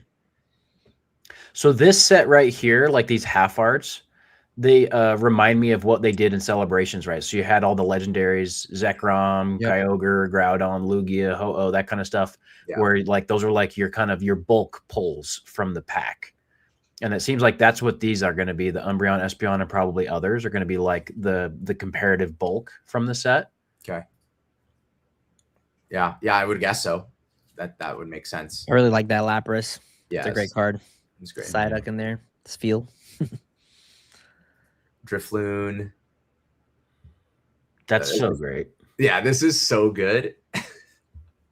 That's so good. Zorua, also good. Shrouded Fable, Chilling Rain vibes. Lycanroc. Yeah, that's tough. Tough. People love Lycanroc. Tough. It seems like, so I'm really curious what they're going to do with this gold border, because when I first saw it, I, of course, immediately rushed to be like, hey. I saw your Instagram. You're like, oh, wow, never seen this before. Crazy. Finally, they're doing a remake of the base set Charizard art. But the gold foil, the gold border, they've only done that a handful of times. There's a few of those Japanese like XY promos. There's the Meowth, that was like a fruit roll-up promo or something back in the day. That's an iconic nostalgic card. So if they hit a similar gold note on that, I will actually be excited about this this reissue of this. Yeah, I think this Charizard's probably gonna get like 30,000 PSA 10 copies. This looks like a really solid $600 card to me. Interesting with the tag teams, like this choice of the Pikazek. Pikazek's now on the rise in general. Crazy. That's not part of the 30 Pikachus, right? It is not part of the 30 Pikachus. This is a separate Pikachu in addition to the 30 Pikachus. Can you zoom in on the number there? Is it like the original number? Is it that's the team up tag? Yes, it is. So that's not the celebrations data on the bottom. That's the team up data. Interesting. Huh. Yeah, that's a good catch. Same with the Charizard. 4 out of 102 is the base set. Yeah. Numbering. Yeah. I wonder if that will be what's final. With these guys, it says 128 as like the core set. And I think these Pikas said the same thing, 128. Yeah. Yeah, guys, let's be frank. I'm gonna need a master set, and I'm excited. This looks great. I want to open hundreds of these. I'm with you, Jake. When I first saw these, I thought it was, oh, look, another Pokemon Pocket release when I saw the Mewtwo and Mew there. So I think those are going to be great. And definitely be going for a master set as well. I think Crystal Lugia was teased. They didn't release a render of it, right? Because they didn't show me anything that looks like it's e-reader inspired or anything. I had seen an image. I had seen these cards tossed around. Yeah, where from though? I don't understand where these. I saw that as well. Yeah, maybe someone in the chat can tell us what the original source is of this and how legit that is, because I did see this circulate. Teased in a video trailer. Yeah. So okay. Yeah. So like on their Instagram or something, maybe. Let's see if I can find like what's Pokemon. I think hopefully it won't play audio. It's probably just going to play audio on me. But People are saying Poke Beach. Oh, Poke Beach. Okay, I'll check Poke Beach. Let me I'll pull it up in a separate tab real quick.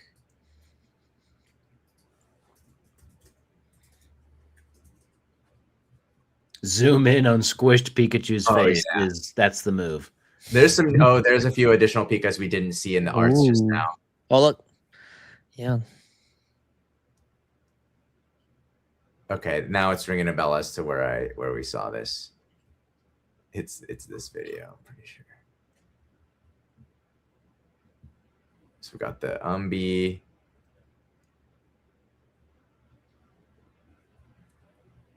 Sylveon, Greninja, just narrating for people who like to listen to the VOD. So it's a slow poke. Unknowns. Looking like a shiny gold border on the Charizard. Me and the Mewtwo. Okay, did they tease the? I didn't see it. It was probably Poke Beach releasing some information. Okay. Ooh. Wait, I didn't realize they teased the texture here. Oh, the Mew and the Mewtwo are going to be like, okay, it is going to stand out from the background. Oh, man, it's going to be so tough. They're going to be like shiny, and then the background's going to be super textured. Oh, okay. I guess I was not locked in when I watched this video the first time. Whoa. Okay. So let's go to Poke Beach real quick. Showing a lot of the things we just saw. Tease of some of these other Pikas. I'm still not seeing on Poke Beach here anyway the Crystal Lugia image or anything like that.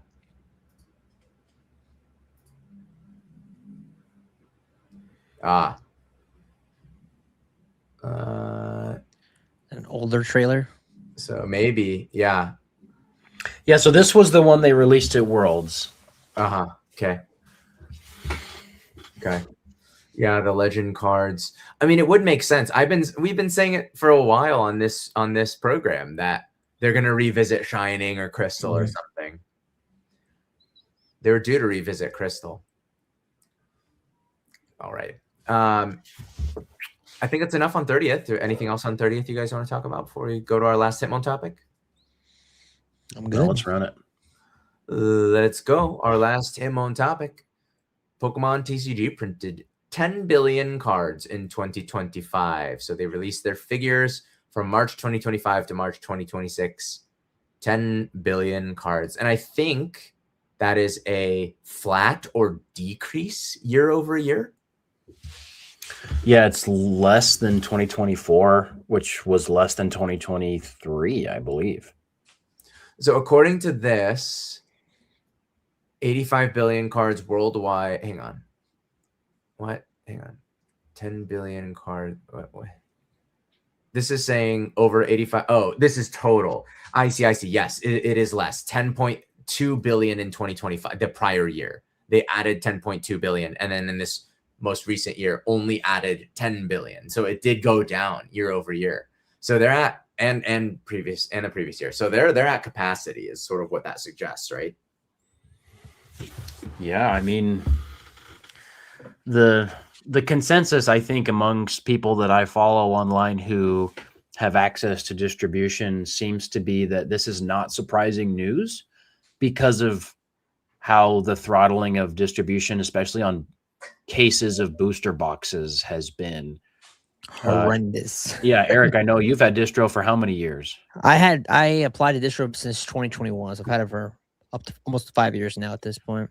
Yeah, so it seems to me like what I've heard is like every release since basically surging has been less boxes than you anticipated, right? Oh yeah, I got a good chunk for surging, and then after that, pretty much got slashed 80% what I was getting before.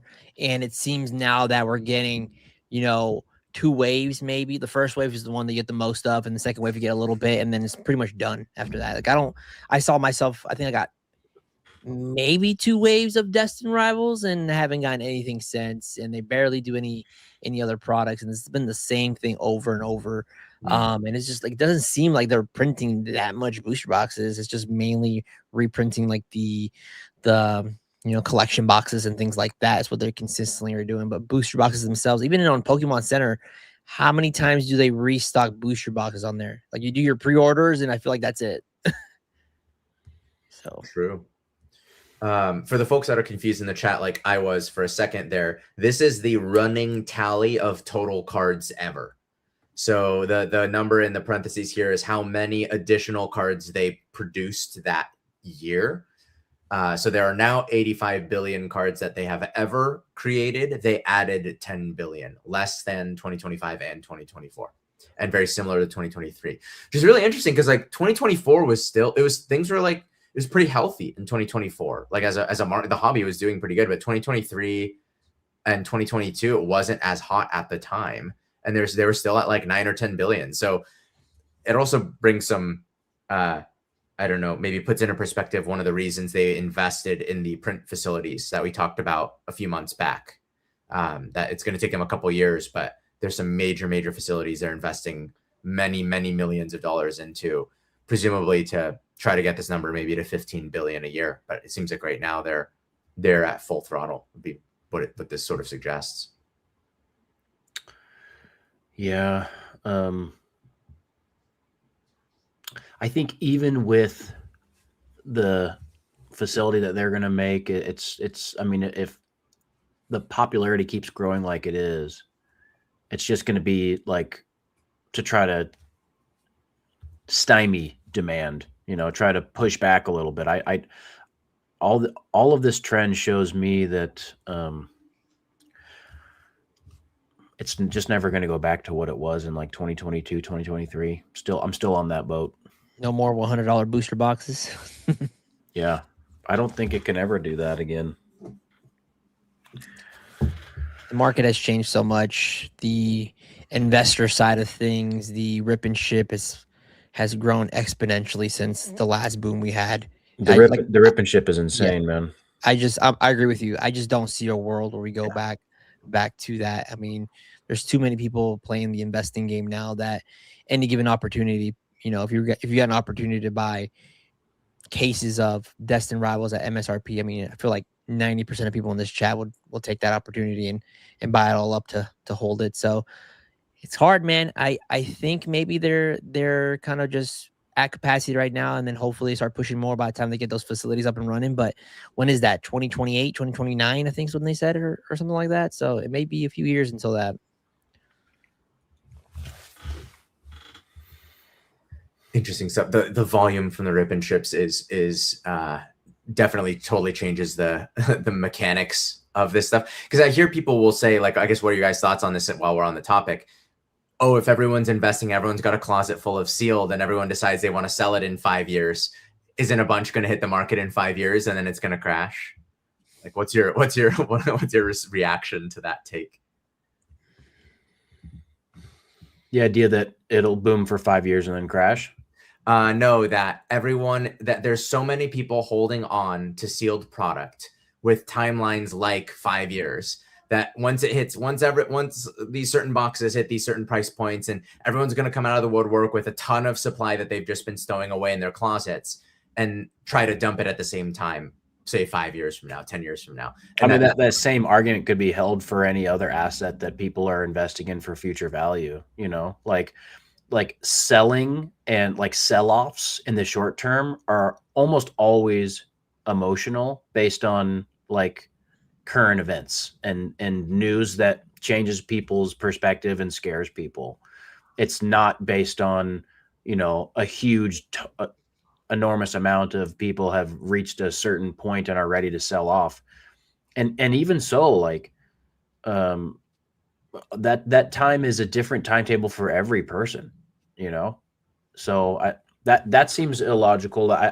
The wipeout is going to have to be a combination of many things at the same time, such as, you know, increased print quantity, reduced demand, you know, maybe some less desirable sets, and heavy economic headwinds. I think all of that has to happen at the same time to see like a huge short-term sell-off of a lot of things. But we're also talking about a market that has reached new highs every month for like 18 or 24 straight months now. And even if that, like, you know, we see a 20% or a 50% pullback, that's just like any other healthy chart. Things go up and to the right over time, and there's peaks and valleys over the course of that time. And so I saw a comment in here. Someone said like, oh, people always say things will never go down. And it's like, that's definitely not what we're saying. We've been involved for a fair number of years now. I think that too many people play into the idea of it'll go down in the future, and so I shouldn't get involved. But what about the opportunity for it to do incredibly well until then? Then even if it's a pullback, you're still way better off than you would have been. Almost everyone that I interact with is on that side of the coin. Almost everyone. In fact, I think the best way to sum this up is every sealed item, barring maybe one or two exceptions in the entire TCG, if you would have the opportunity to buy it at 3 years ago's price, you would do it. And the only thing that you would say in retrospect is, I wish I would have bought more.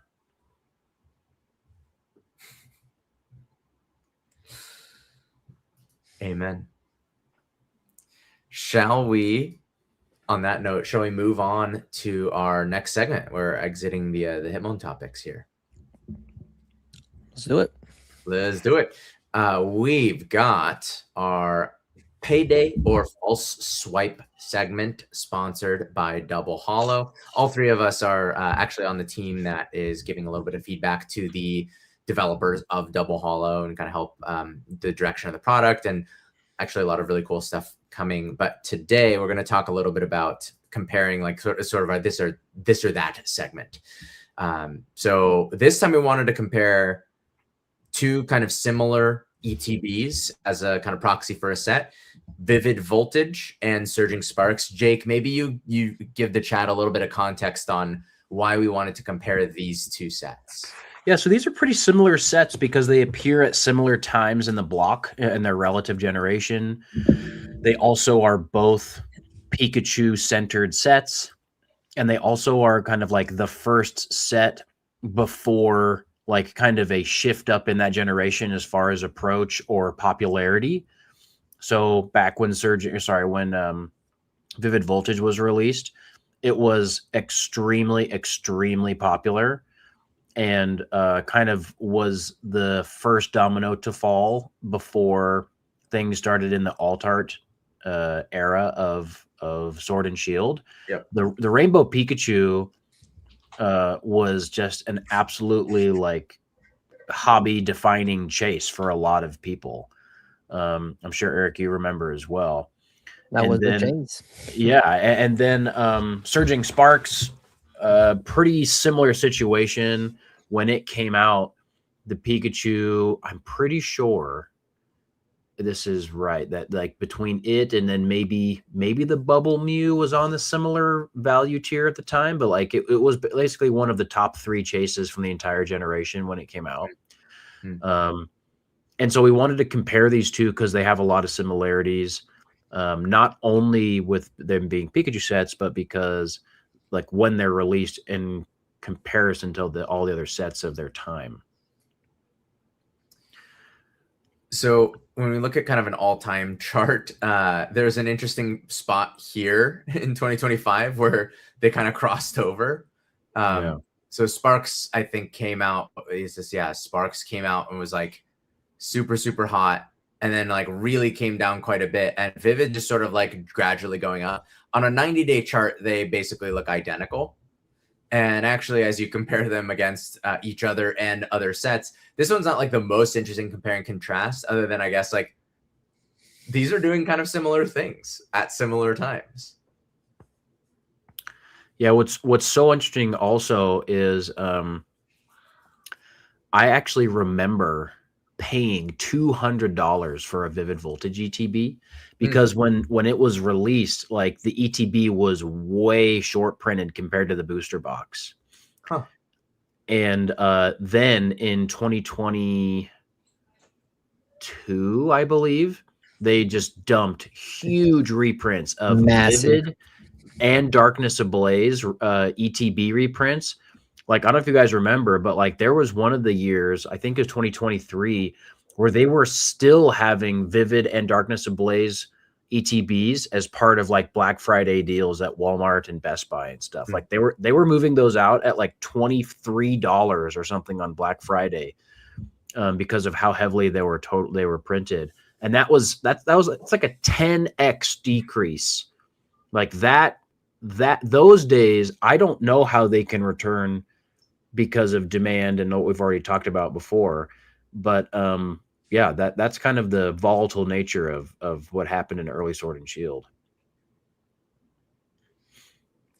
It's interesting to see now how maybe in a relative sense underappreciated Surging Sparks is. I know, Jake, you and I have said before that like we like Surging Sparks and we continue to believe that as a set, its products are undervalued. Like the booster box is sort of cheap relative to a lot of its cohort, if you will. Yeah. I don't know, Eric, what are your thoughts or experiences with these two sets as you're comparing them? No, I agree. I think the Vivid Voltage, I mean, it's pretty much just a chunky chew, right?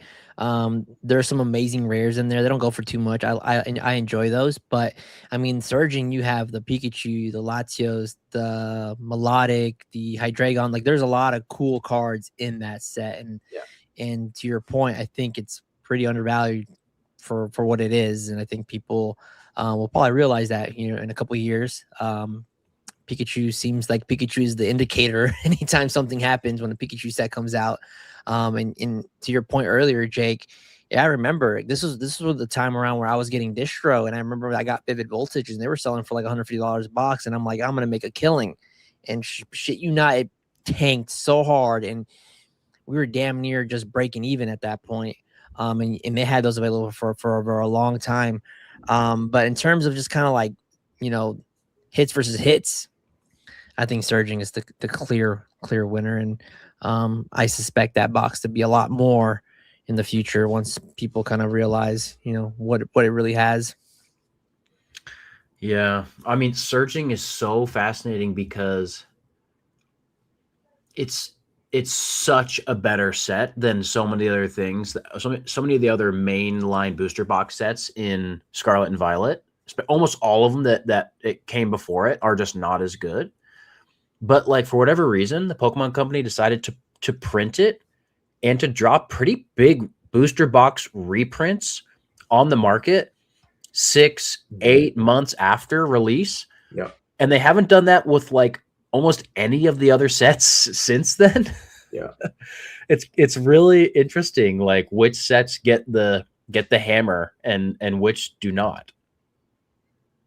Like Temporal Forces, obviously Destined Rivals, like where are the booster boxes? Paldea Evolved. Yeah, Destined Rivals for sure.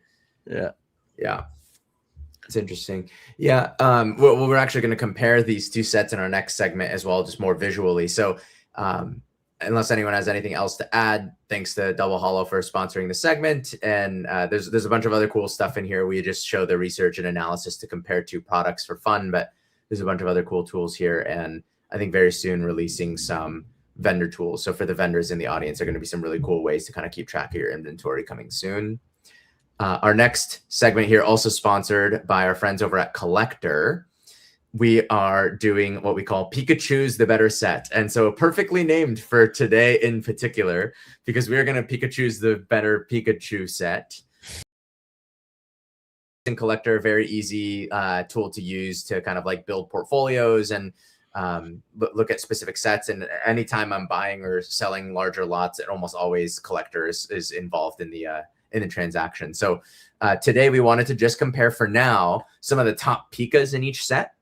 And we can look at the full set visually in a second to the point that Eric was just making. But let me see if it's better to kind of, make the screen a little bigger. There we go. That might look better. We've got the first three here are in order, the three Pikas from the three main Pikas from Vivid Voltage. So of course the Chunky Chew Rainbow and the non-rainbow version, and then this kind of angry full art guy. And then we've got the colloquially named Butthole Pikachu, as well as the Hyper Rare, which I think this exact art repeats in Prismatic as well.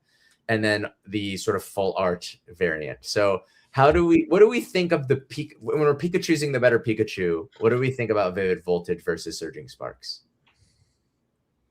I think about like pull rate. I don't know about you guys. Over the course of, I don't know, the 3 years in which Vivid Voltage packs were found in most products, I probably opened 500 packs or so and never pulled this Rainbow Pika. It was a legit chase for me. And ironically, because like regular rainbows, although they were rare, they weren't like crazy rare, because you could get like trainers and other stuff that had rainbow pattern on it in Sword and Shield.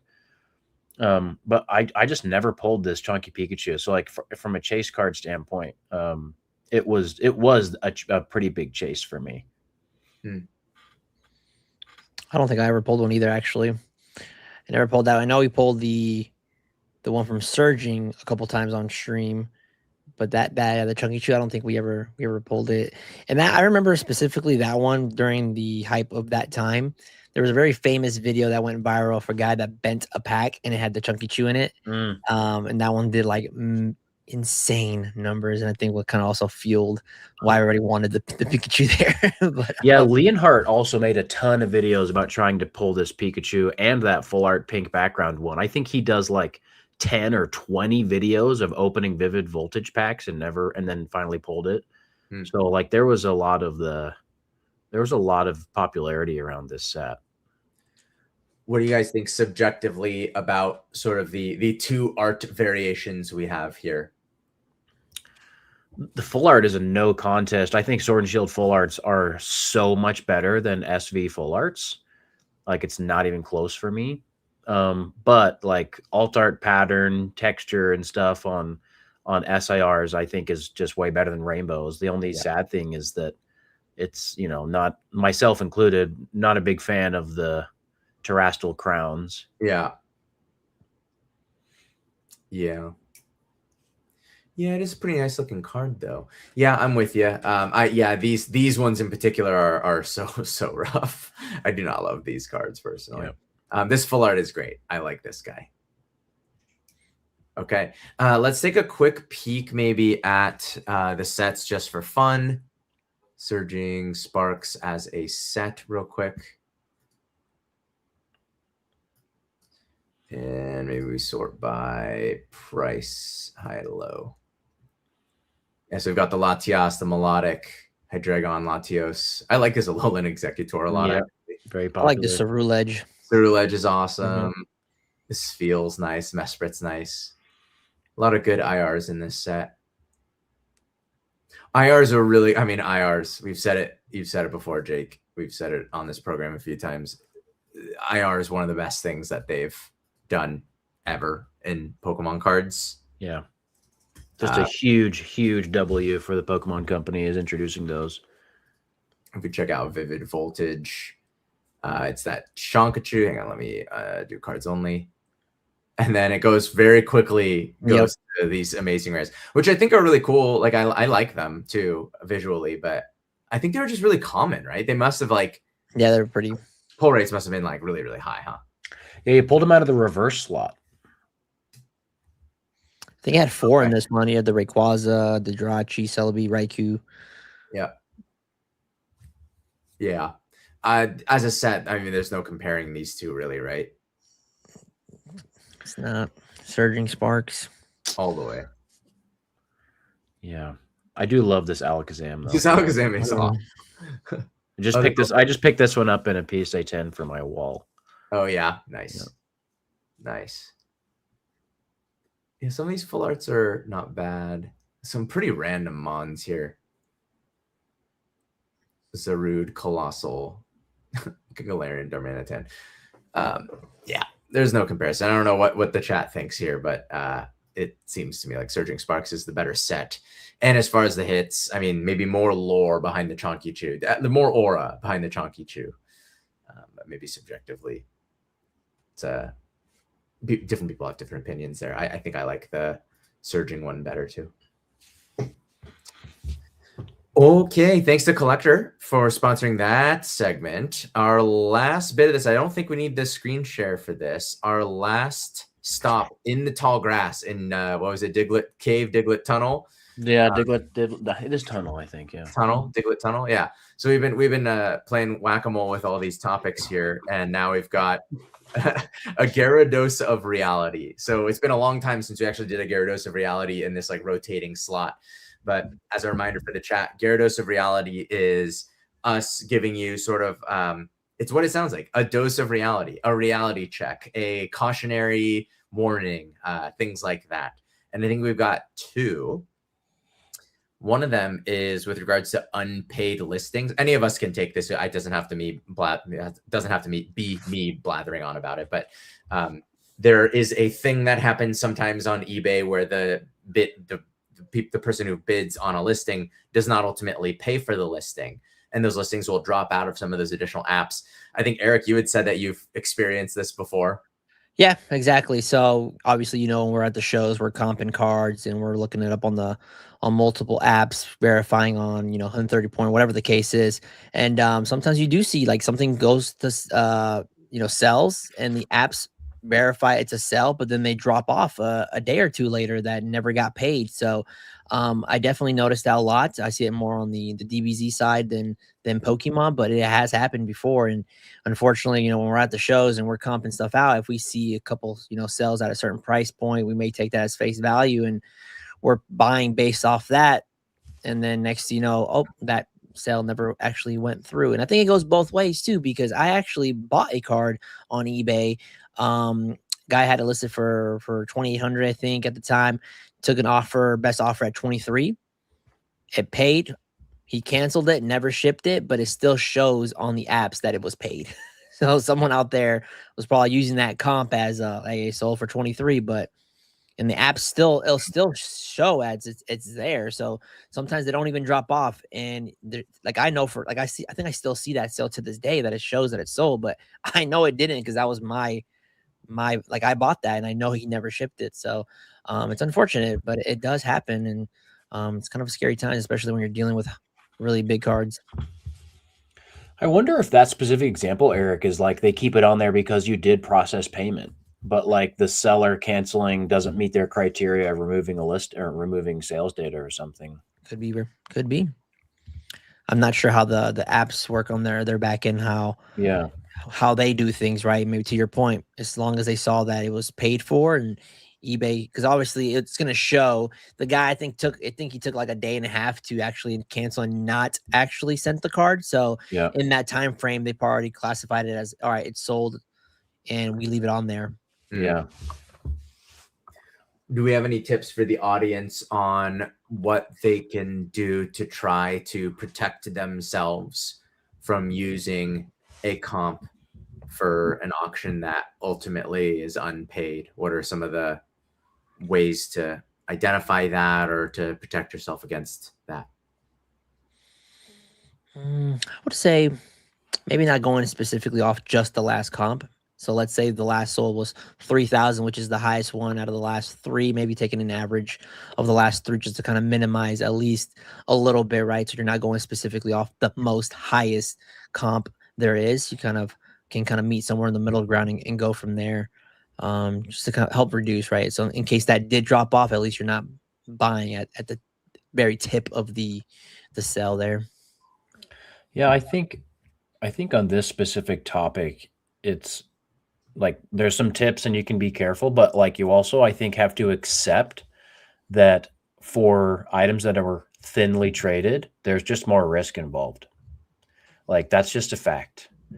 And that fact is bared out by what we're seeing in the market right now. A lot of like reverse hollow, low pop stamp cards, PSA 10s, are having auctions that are lower than what they were doing in March and early April. And attention shifts. And when things don't transact every single day or every other day, it's hard to see what the trend is if your ear isn't to the ground and you're not like at shows or at card shops every single day and seeing what's going on and what people are interested in, where the attention is. And so like buying things that are thinly traded that are low pop is more risky, which is why it also has the opportunity for big come ups, right? Like, so I've had a lot of cards that have, gone up hugely, significantly, but also I've bought cards that, and, based on the highest ever comp, and then the next one is much lower. And I take a bath on that card. There were a couple of cards I sold this weekend that I'm pretty confident that I valued it considerably higher than the number that I sold it for. Now, also, there's like a piece of it was margin, and some of those cards that came in were like part of big trades for cards that I had a lot of room in because they had also run up in value. But like, it can slice both ways. You do have to be careful and know that you're accepting some risk when you're buying something that is actually rare. For sure. One really tactical thing I'll give the audience on maybe protecting themselves, or maybe two things. One is if an auction just ended very recently, you might not factor it in, or you might wait a couple of days to factor that comp in to make sure that it shows up in all those various apps that you might use for sales data, that it doesn't drop out of those apps. So that's something to pay attention to. Another thing you can look at is to dive into the actual like listing itself, right? Does the buyer have high feedback? Does the seller have high feedback? Sometimes you can kind of tell when something maybe got shill bidded and isn't gonna actually pay when you've got like two people going back and forth with 0 or 1 feedback. Sometimes that's another, it doesn't mean that it's getting shill bidded, but that is a pattern that you might notice. And so if there's an unusually high, if you're buying a high-end item that sold for 10K before, and then an auction just ended today for 14,000, and so the person in front of you wants to comp it off of 14,000, and you might just dig into that auction real quick and really double check and say, hey, look, man, like the auction it ran up based on 2 people bidding against each other, and they have like 1 feedback each or 0 feedback as brand new eBay accounts. I might be cautious about using that $14,000 comp that day, because your confidence might not be that high that is actually going to go through. Yeah. This actually happens all the time. It shows, guys, like vendors will have a card that like, they've had for a while, and then it has some enormous comp, and they're like, oh, I need to offload this immediately. And they'll come and try to trade it into your inventory, and they want to value it off of that latest comp. And unless you have a high confidence level that it's going to keep trending, or, you really want the card for yourself or whatever, be careful. Agreed. So that's our first Gyarados of reality. The second one was this this thing that's been swirling around, this little undercurrent to this concept that after the 30th anniversary Pokemon market, Pokemon will crash. So some of the justification people give are pure speculation. It crashed after the 25th anniversary.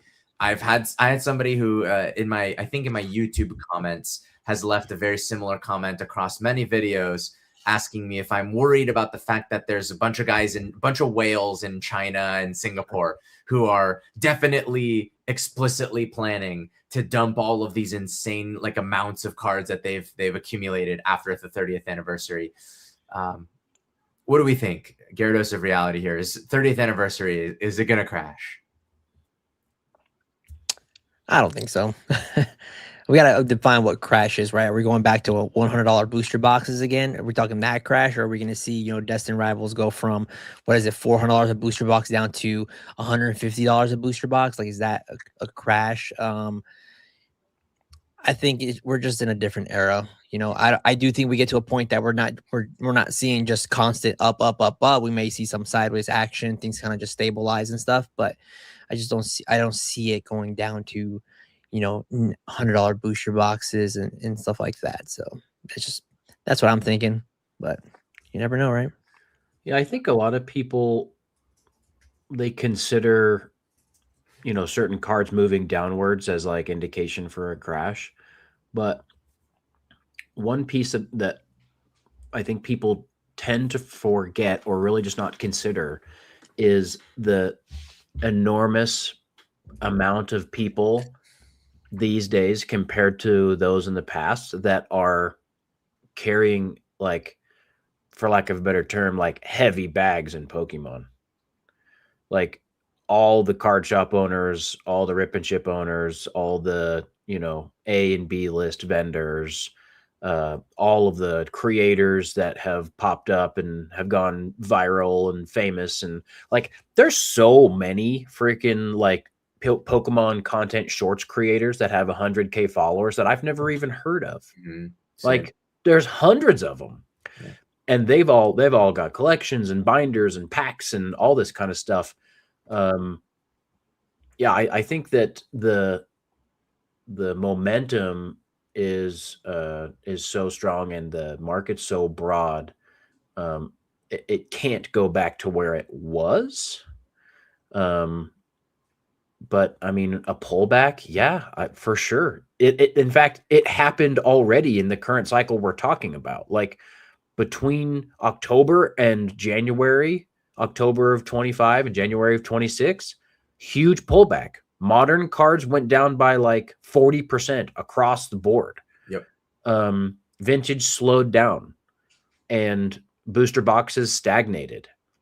And guess what happened? They released Mega and Phantasmal and Ascended Heroes, and Vintage started to boom, and then there's a modern boom. Like there's a cycle all the time. But people, like, I think, are not comfortable with the fact that what happened in fall of last year is akin to a pullback and a settling and a reset, because it's not like a implosion like happened in 2021. Yeah, agreed. My buddy's brother, who has never been interested at all in Pokemon, has gotten obsessed because his kids love ripping packs. Like we are in a different era on a lot of different levels. One of the things with like bear market, like the idea of a crash or a bear market, is like, how do you even define that? I think a lot of people would define a crash of like 20% plus, especially if it's sudden, to be a crash and more than just like a slight correction.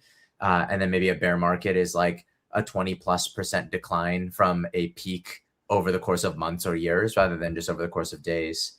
How would you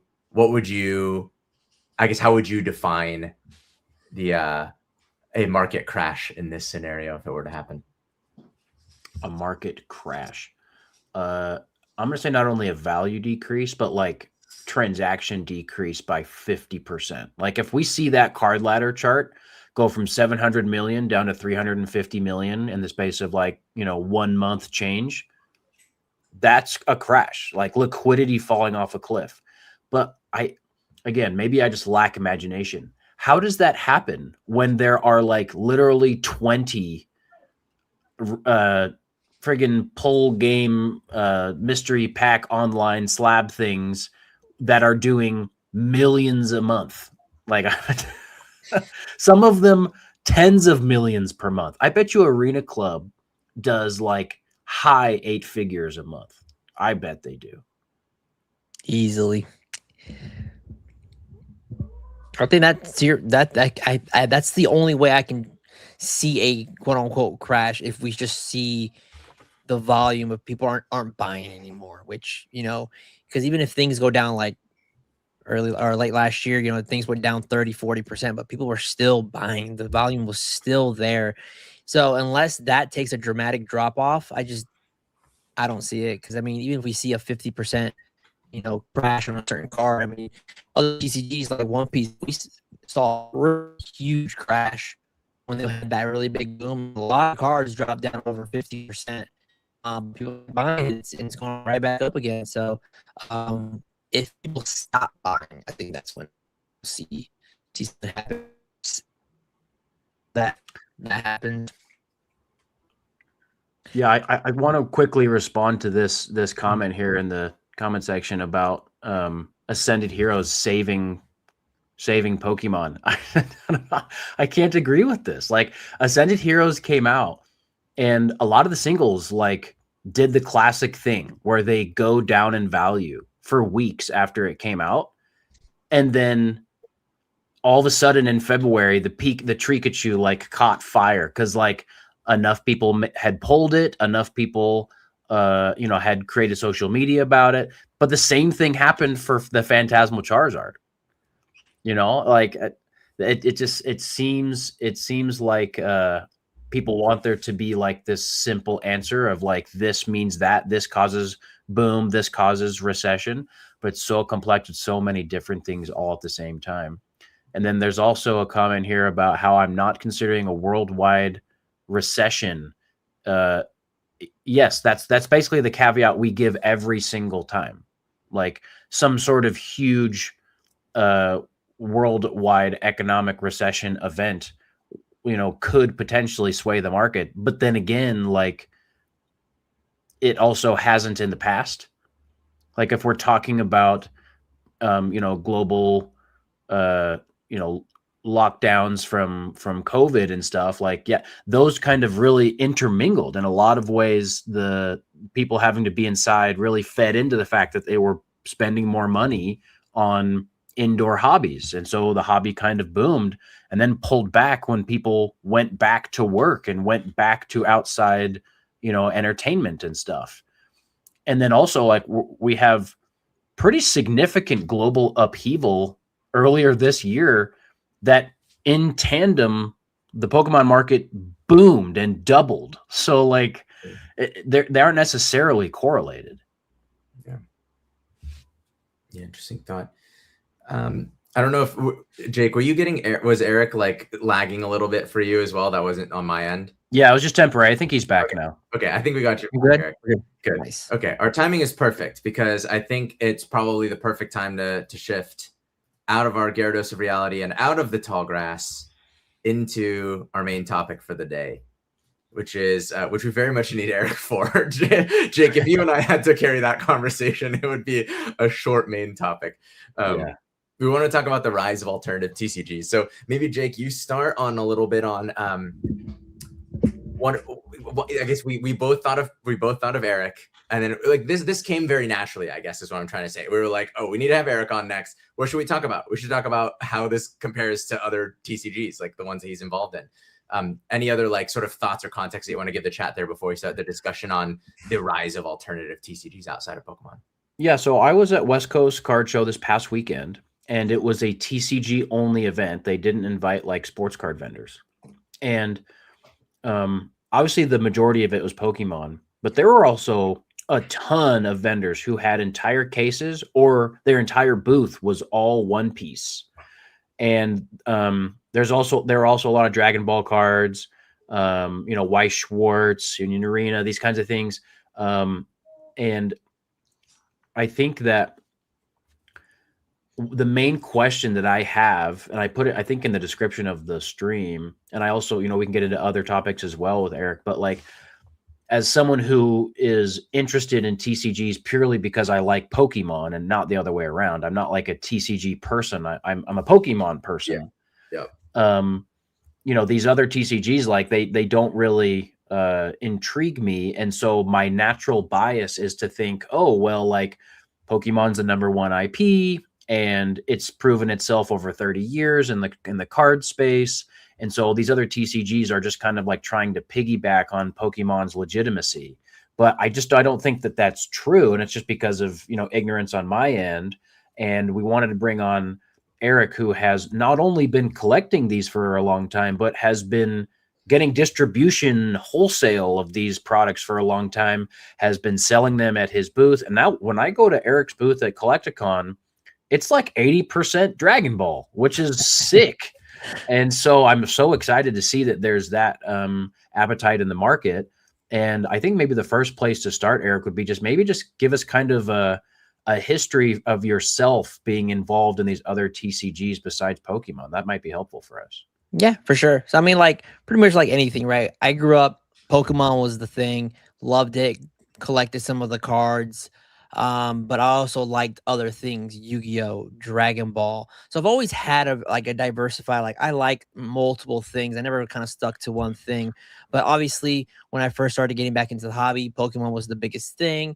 I ran into Dragon Ball cards because similar to today, you couldn't find Pokemon. That was pretty hard to get. I mean, it was selling out. I mean, even starter decks were selling out during COVID times. Like you just couldn't get anything Pokemon. And I think I remember, seeing some Dragon Ball cards, pick some of those up. And since I'm a huge Dragon Ball guy, I really enjoyed the artwork from Dragon Ball. So I was ripping a lot of Dragon Ball when I couldn't find Pokemon. Fast forward, opened up my distribution, couldn't get Pokemon because they were allocating. It was not enough for everybody, but I could get, Dragon Ball, I could get Digimon, Yu-Gi-Oh, and things like that. So starting ordering that type of stuff to hopefully increase my spend and get Pokemon later on. But I always just truly liked Dragon Ball because I love the anime. I love the artwork on there. So when I decided to start vending, I already had a pretty decent sized collection in Dragon Ball, and One Piece had just came out. I think it was only about a year and a half since I think it came out end of 2022, I believe. Then I started vending in 2024. So yeah, it was out for about a year or so, a year and a half. And I also liked One Piece because we started watching the show. I really enjoyed it. I was able to get that product because most people didn't know what One Piece was going to do. So it was easy for me to get allocation for it because most people weren't ordering it. I was ordering it, so I was getting a bunch of cases. And as time went on, I truly did enjoy One Piece as well. And I just always wanted to have diversity, right? And I didn't want to just be just Pokemon. I wanted to have multiple things. That's why I leaned into the sealed product, the shows as well. And like I said before, for a long time, I mean, Dragon Ball was making no money. It was just kind of there every now and then, oh, that's cool. I didn't know Dragon Ball had cards, and I would make a deal here and there.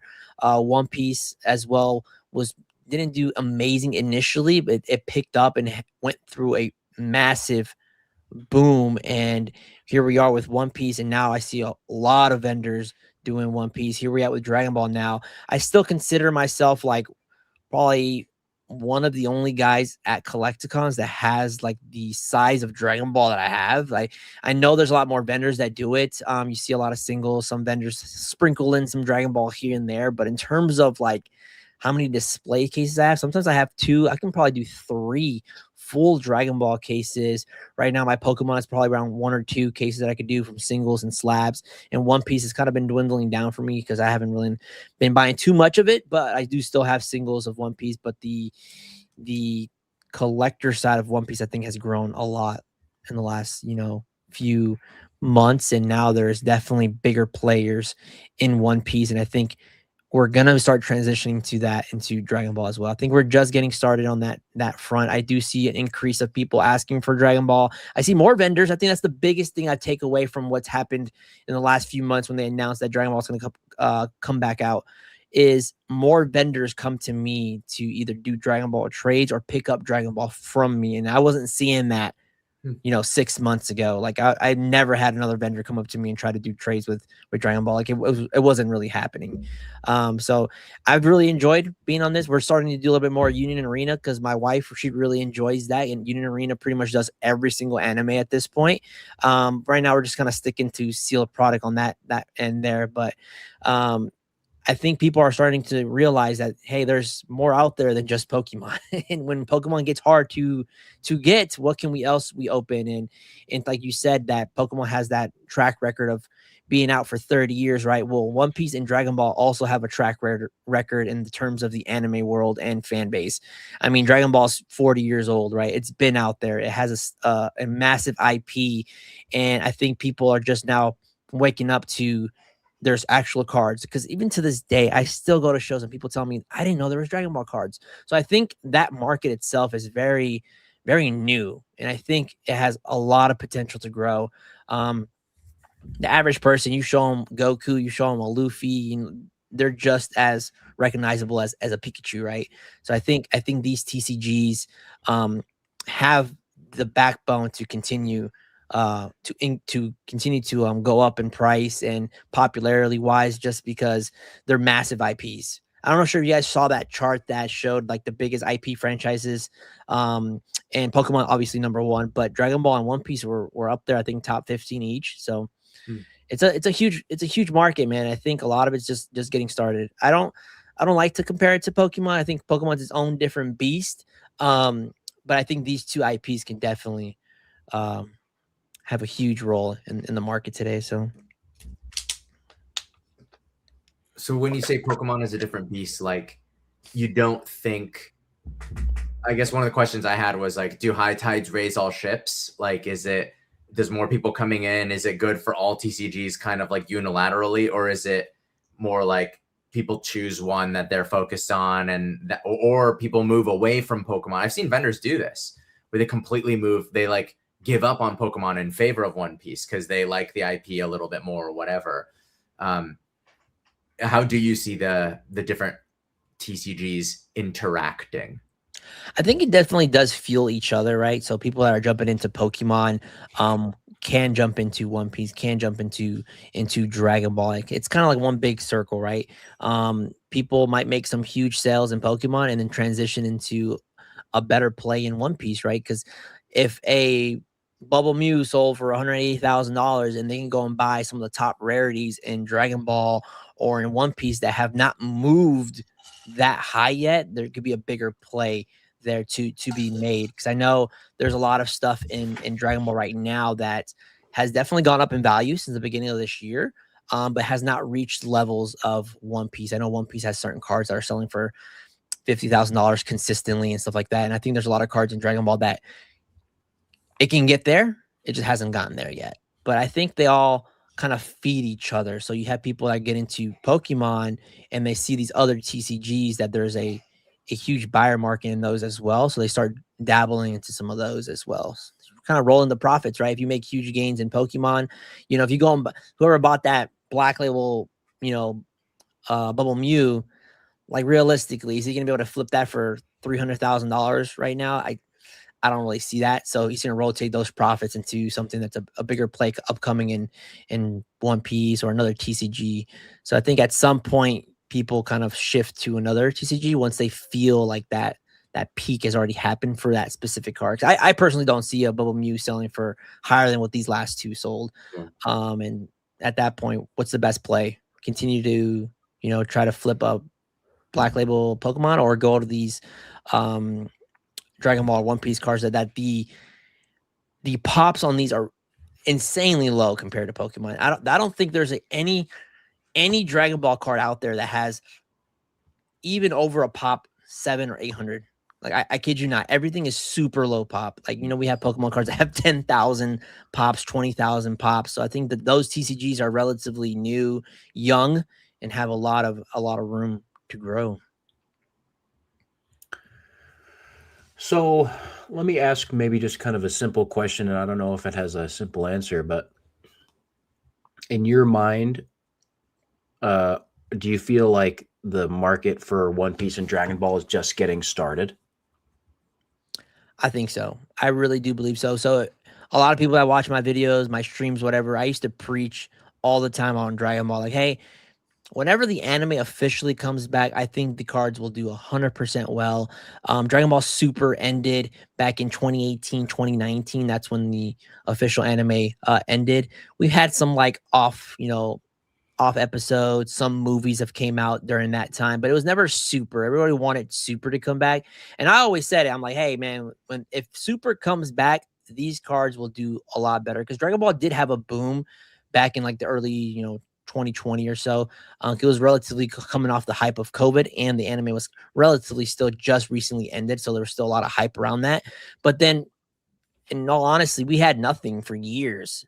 Nothing. We had nothing going for Dragon Ball. Nothing was hyped about it. One Piece came into the picture, and One Piece was ongoing. Anime was still active. Manga was still active. And it just kind of, everyone shifted their focus on there. So earlier this year, January 25th, they announced that Super's officially coming back later this year, right? They're remaking some of the earlier seasons leading into next year for some of the new arcs that we've been waiting to get animated for many, many years. And we're already seeing some huge sales in the Dragon Ball space, and the anime is not even out yet.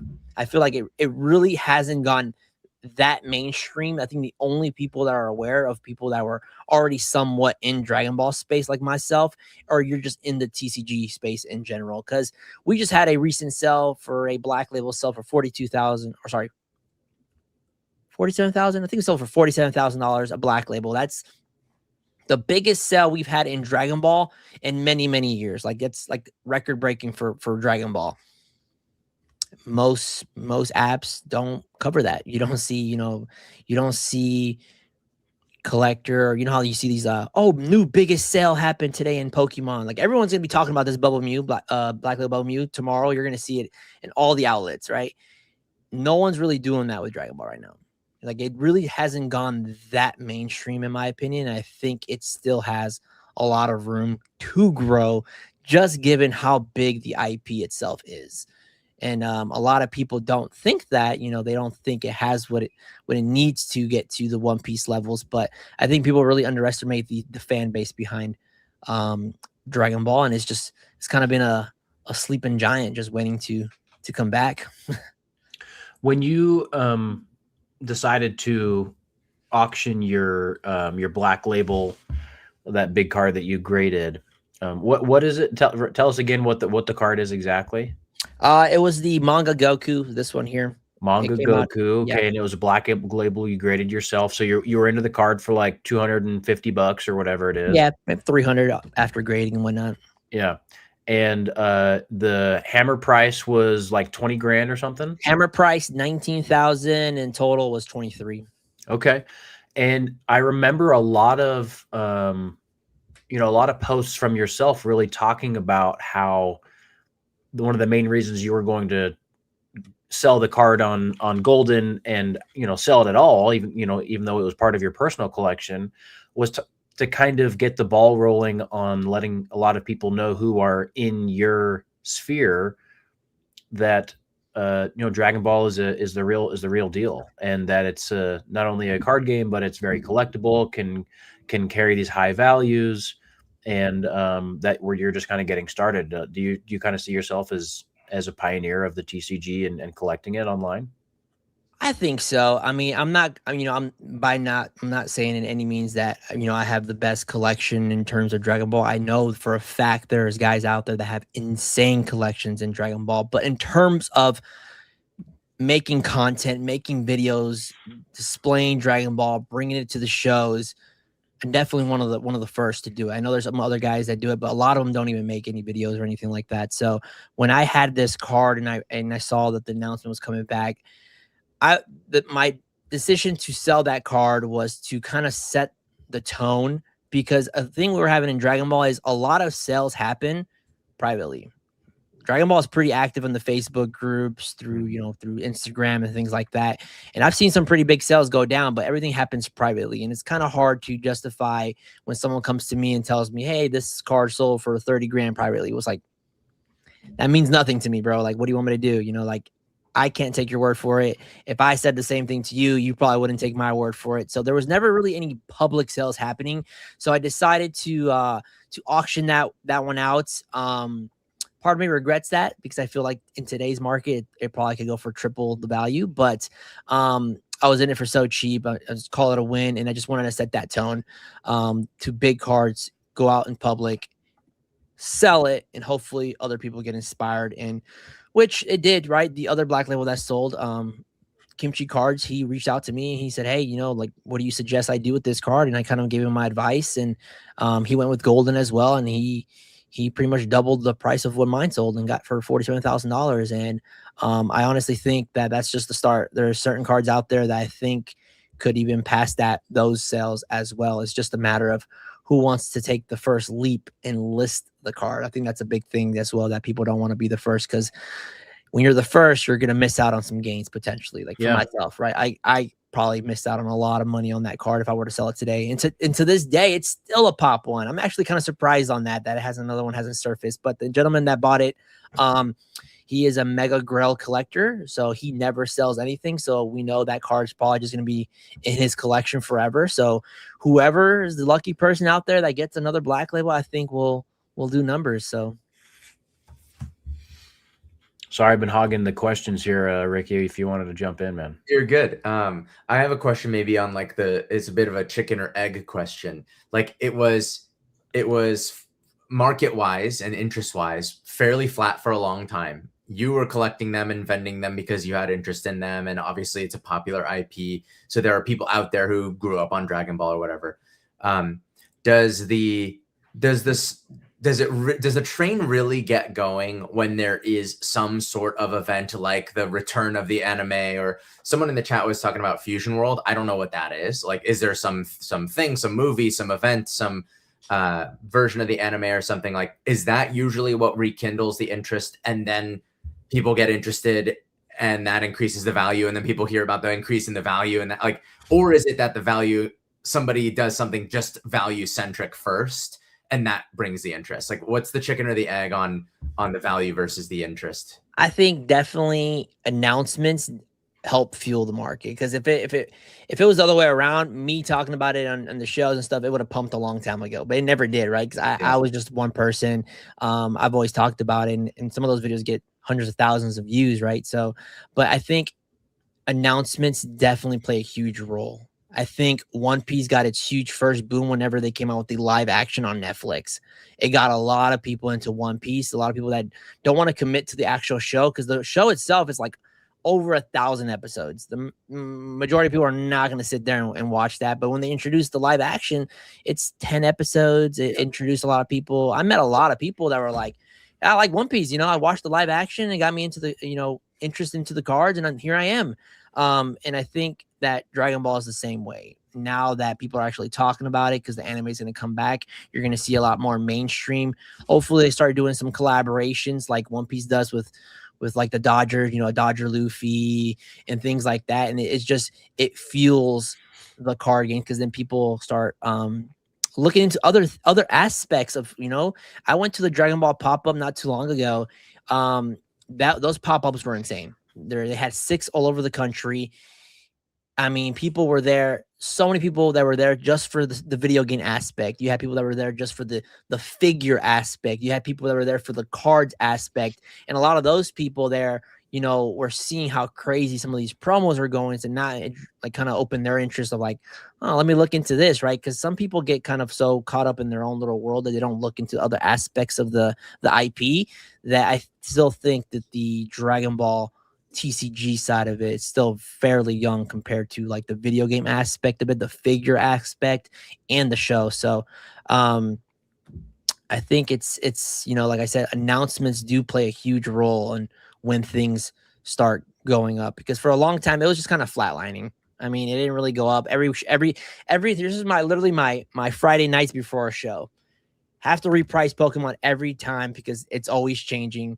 One Piece was similar, the same way. It was always changing how to repricing. My Dragon Ball, I didn't have to reprice it because it wasn't really doing anything. It just kind of flatlined every single time. So there's times I went probably months without really actually repricing my Dragon Ball. I just kept it the same sticker because that's all happening. But now it's like everything has to get repriced every single show because things are just constantly changing. And it's kind of crazy. And whoever mentioned Fusion World, they're just referring to Dragon Ball has 2 TCGs.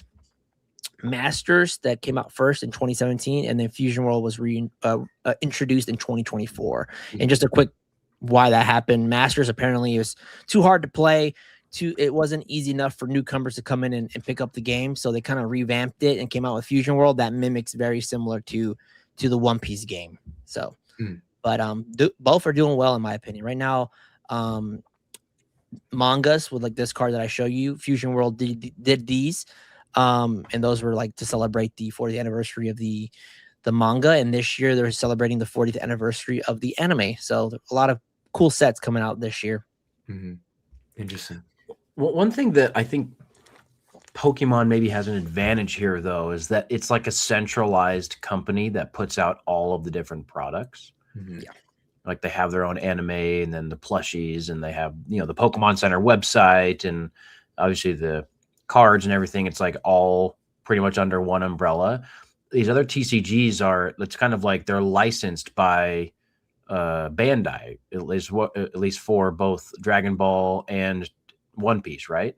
Exactly. And there's very like tight things they can do, right? I think Bandai does have the ability to do artworks, like different artworks on the on One Piece, like kind of like Pokemon does with like different artists will do different stuff. I don't think Dragon Ball has that. I think they're not allowed to do custom artworks like like One Piece does. And same thing with Union Arena cards. Most Union Arena cards are like clips or scenes from the show put onto cards. You know what I'm saying? So there's a lot more things they have to kind of go through and hurdles they have to go through, as opposed to, like you said, Pokemon just owns everything, so they can do whatever they want. Yeah, they can move fast. They know their limitations a little bit better. I saw a vendor locally that said that they recently did really good with Union Arena cards at a local show, that there was like a lot of interest in it. And when I was in Japan, there were a lot of shops where, I mean, certainly like Pokemon was huge, but there were in many shops as much or more of other TCGs like Union Arena. And obviously we know a lot of people are playing Riftbound. Dylan Bulbasaur is into playing Riftbound. One thing I may be curious about, you talked about the One Piece live action. And so I've tried to get into the One Piece anime, but it is daunting knowing that there's like 1,000+ episodes, and a lot of them, everyone agrees, are just like total filler. Like people write up like, watch episode 1 to 201 and then just skip the next 200 episodes and like you'll miss something. And so like that seems like a chore. But my understanding is that I remember hearing this and I looked it up. It seems true. The One Piece is a anime readaptation that's going to premiere on Netflix in February of next year, is sort of the current plan. What are your thoughts on that? Like, it's so funny, it's so different. In Pokemon, it's like the TCG and the anime are like never the thing that drives the interest in the cards. A movie coming out in Pokemon or whatever isn't what like starts a hype cycle. But is that the kind of thing that will make the One Piece anime more accessible to a ton of people who will then find the TCG, and will that potentially blow up the TCG? Is that going to get priced in by speculators? Like, what are your thoughts on that kind of thing? I think so, man. I think if they're reducing a lot of the filler, like you said. I know a lot of people as well that don't want to watch it because it's just too many episodes. So if they're cutting down, I think it's going from over 1,000 episodes down to like 200 to 300 total. So they're getting rid of a lot, and being able to be put on a platform like Netflix that's just so global here in the US that the average person is going to be able to just see it pop up in their Netflix and be like, hey, let me take a look at this, and just draw more interest, I think is definitely going to, fuel more into these animes. And a lot of this stuff, anime is like mainstream now, right? Back in the day when I was watching anime, no one talked about anime. You're kind of a nerd if you liked it, but it's so mainstream now. I mean, you even have like professional athletes doing some anime poses and whatnot. So I think people are just starting to wake up that these IPs are huge, and they're just kind of branching out to new areas. And the collectible card, I mean, it's so hard for the average person to kind of like ignore that. Oh, you can open this pack and potentially get $6,000 in one card, and if it grades a 10, I can sell it for $30,000. Like a lot of people started looking into that type of stuff. And for a long time before they introduced these God packs in Pokemon, I mean, what was the highest sell? Like, what's the highest price a top chase in a Pokemon set? You know, maybe it was like $200-300, maybe $400. Obviously, now you get God packs. But for example, let's say when Surging Sparks came out, what was the Pikachu going for? Like 350. I mean, the outlier here is the Moonbreon, right? Like Okay, well, pulled out of Moonbreon. How much was the Moonbreon when that first came out? When it first came out, it was like 250, and the Rayquaza was like 300.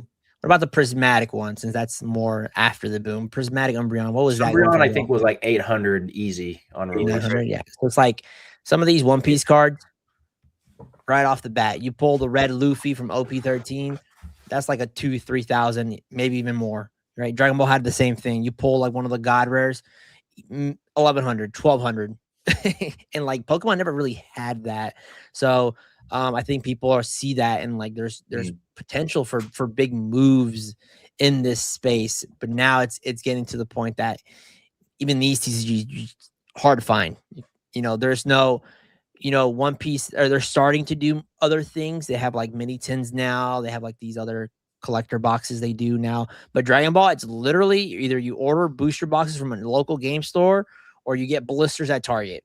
That's literally like your only two options. They don't have mini tins. They don't have collection boxes. Like, I mean, they do, I think, collector boxes, but all that stuff, your only shot at getting that is through your local game stores.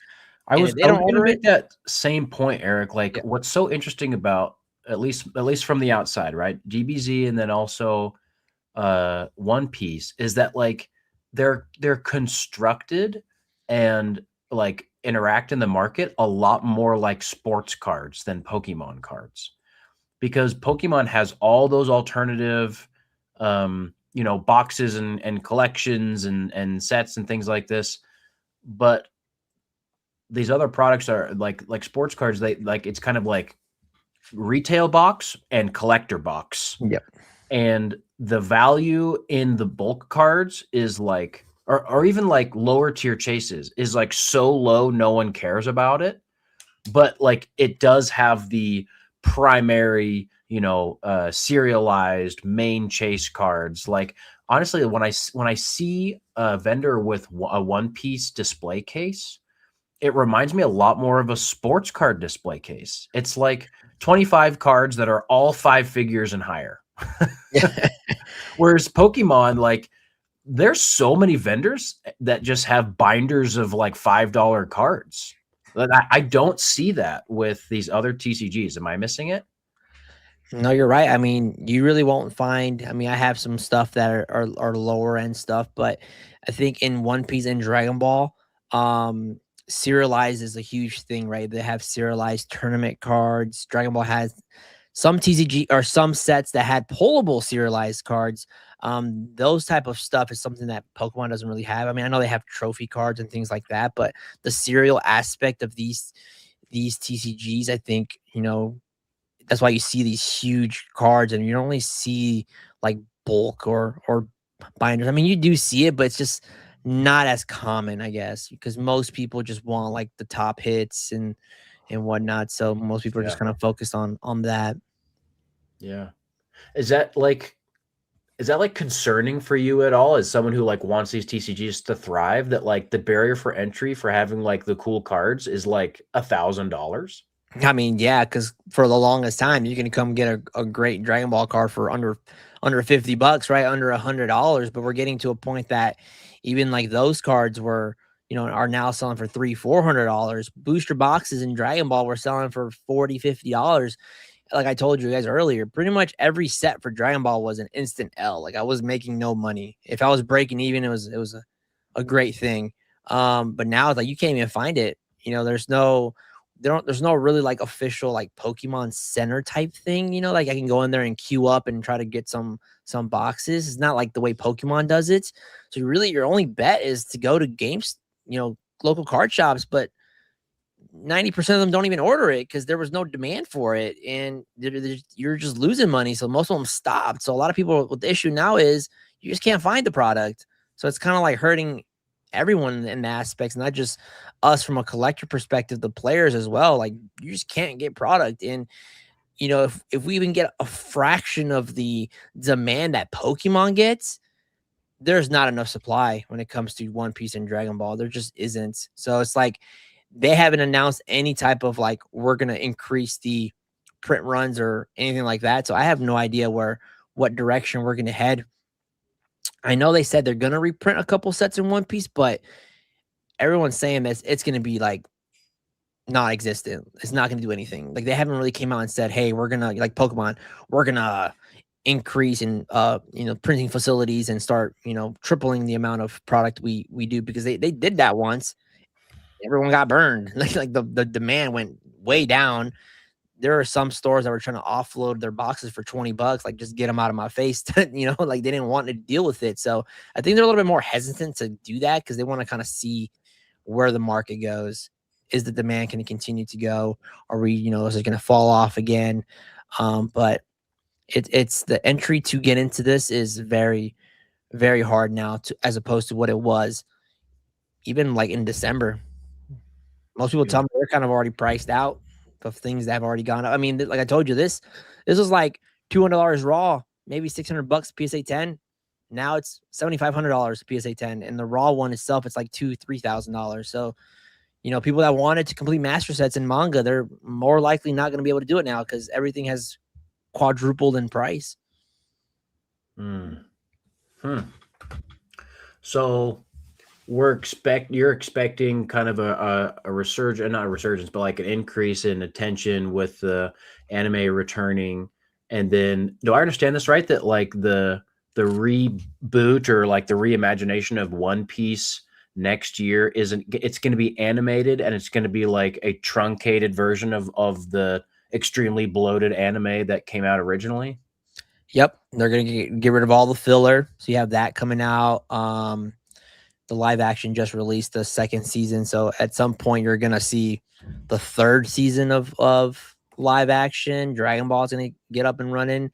It's starting here in October. They're kind of remastering some of the old earlier stuff we got in like 2015, but it's all going remastering to lead up into the new stuff that we haven't seen yet later in October. So in my opinion, I think like Dragon Ball is just getting started, and we're really going to start seeing some movement once the anime is actively out and you start seeing more people talk about it. So yeah, speaking of Dragon Ball, we got Pokemon Radar here.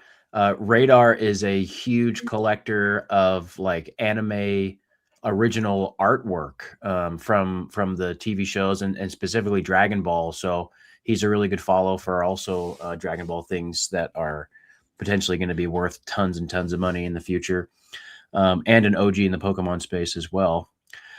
So as far as the main topic here, right, the rise of alternative TCGs, I think the main question that I wanted to get answered was like, for those people that are interested in these IPs, Eric, right? Like whether it's One Piece, DBZ, Lorcana, Gundam, all these other TCGs. Now that things have increased in popularity and value, like it can feel more risky to try to get involved from a collector standpoint. Is your take that like, yes, things have gone up, but it's still worthwhile to get in and similarly as maybe safe and steady as what a similar investment in Pokemon items would be? I think it's very highly dependent on what you're chasing. There's historically, Bandai hasn't really reprinted sets to the ground like in the way that Pokemon does. So there's a lot of speculation that, if you jump into some of the manga sets that came out last year, that they're pretty, quote unquote safe, because they're not going to reprint those anymore, because those are, they came out 4 or 5 sets ago. And then those were specialty sets that are celebrating a specific, milestone of the 40th anniversary of the manga. Like, I think there's a lot of things that have great plays that you could do similar to like you do in Pokemon, right? Once certain things get out of the print cycle, everyone's betting big on 151. I think, anyone has an opportunity to buy get into 151 at a very cheap or reasonable price, they would do it. I think Dragon Ball and One Piece and some of those TCGs are similar, that there are certain ones that you could be a good play for future opportunities. I think the first set of like any new TCGs usually does really well. If you happen to keep any of the blue bottom One Piece boxes that came out when they first came out, I mean, those are doing numbers, and those aren't going to get reprinted. So Right. those are probably be good holds. The first set of Dragon Ball could be really valuable. The first set of Gundam as well. Some of the earlier Unit Arena boxes have also already kind of doubled in price. I think the first set of Demon Slayer did really well. There's definitely plays. I think you just have to kind of be aware of what you're buying and within what window, right? I think there's a lot of opportunity for long-term plays in Dragon Ball or any TCG, really, any of these new up and coming TCGs, because the biggest thing is just having a global platform, which a lot of these do. One Piece does, Dragon Ball does. Gundam is also huge. Like it's not a new show that just came out like earlier this year, right? They've been around. Like they have a fan base. It's not just a random TCG that kind of came out of the blue, and people are like, oh yeah, I'm gonna pour $100,000 into this TCG that has no history of anything. Like these IPs have been around. Like people already know what they are. It's just a matter of the TCG side of it to get more traction, which I think a lot of them are. It's happening. I think people are starting to branch out, not just Pokemon. It's other. I've seen other vendors as well that just focus on Yu-Gi-Oh. Yep. They're doing Yu-Gi-Oh videos, and those are doing well for them. There is a TCG out there for somebody, even though it's not, everyone caters to that specific one. There is a community for it, and I think if you find that community, you could do very well. Yeah, I appreciate that, man. It's a good note to end on. I think what remains to be seen is are there going to be any gambling gotcha games with Dragon Ball cards in the near future? That's when it goes to the moon, right? That's all. That's I mean, if there's ever an outlet like that, I think it would be amazing. But I think in terms of supply out there, I don't know if there is enough for that to happen. I mean, you go around collecting on, okay, let's say this dude comes and buys me out. All right, cool. Who else are you going to buy out? There's probably like nobody, dude. Everybody who asked for Dragon Ball, I send over to you. Exactly. So it's like there's just not enough volume, I think, right now to do something like that. I mean, I know for a fact there's a ton of cards in grading, but we'll have to wait for months and maybe not until end of the year until we start seeing some of those flood the market. But it's a hard thing to predict, man. We're kind of in an unknown territory right now. It's kind of like we're going to the moon, maybe. It's uncharted territory. We're in like price discovery mode right now when it comes to Dragon Ball and stuff. So we're really going to find out these next, months, maybe the next couple of years to see what it holds. And if we start seeing some 6-figure sales in the space. Love it, man. Exciting time to be in collectibles. Really, honestly, anything really. Well, let's call it there and head over and do some Q&A before we wrap up and get out of here. Eric, we appreciate your insight there. Again, we usually don't go so heavy with the questions to our guests, but this was one of the times where we needed to lean on your expertise. So I'm ready for it again, man. Feel free to take a drink of water. Oh, I have to. I'm almost done with this. I might pick one and then run to the restroom, and obviously it's a good time for us to kind of take shifts if anyone wants to step away and grab a snack or refill water, run to the restroom or anything like that. Yeah. Just real quick, early on, Zany Zuko, it said, legit, the three of you guys are solely who I started watching when I got back into collecting mid-2024. Love the vibes. Go DBZ. So just wanted to highlight some of the good vibes there from earlier on. This is something that our friend Matt asked.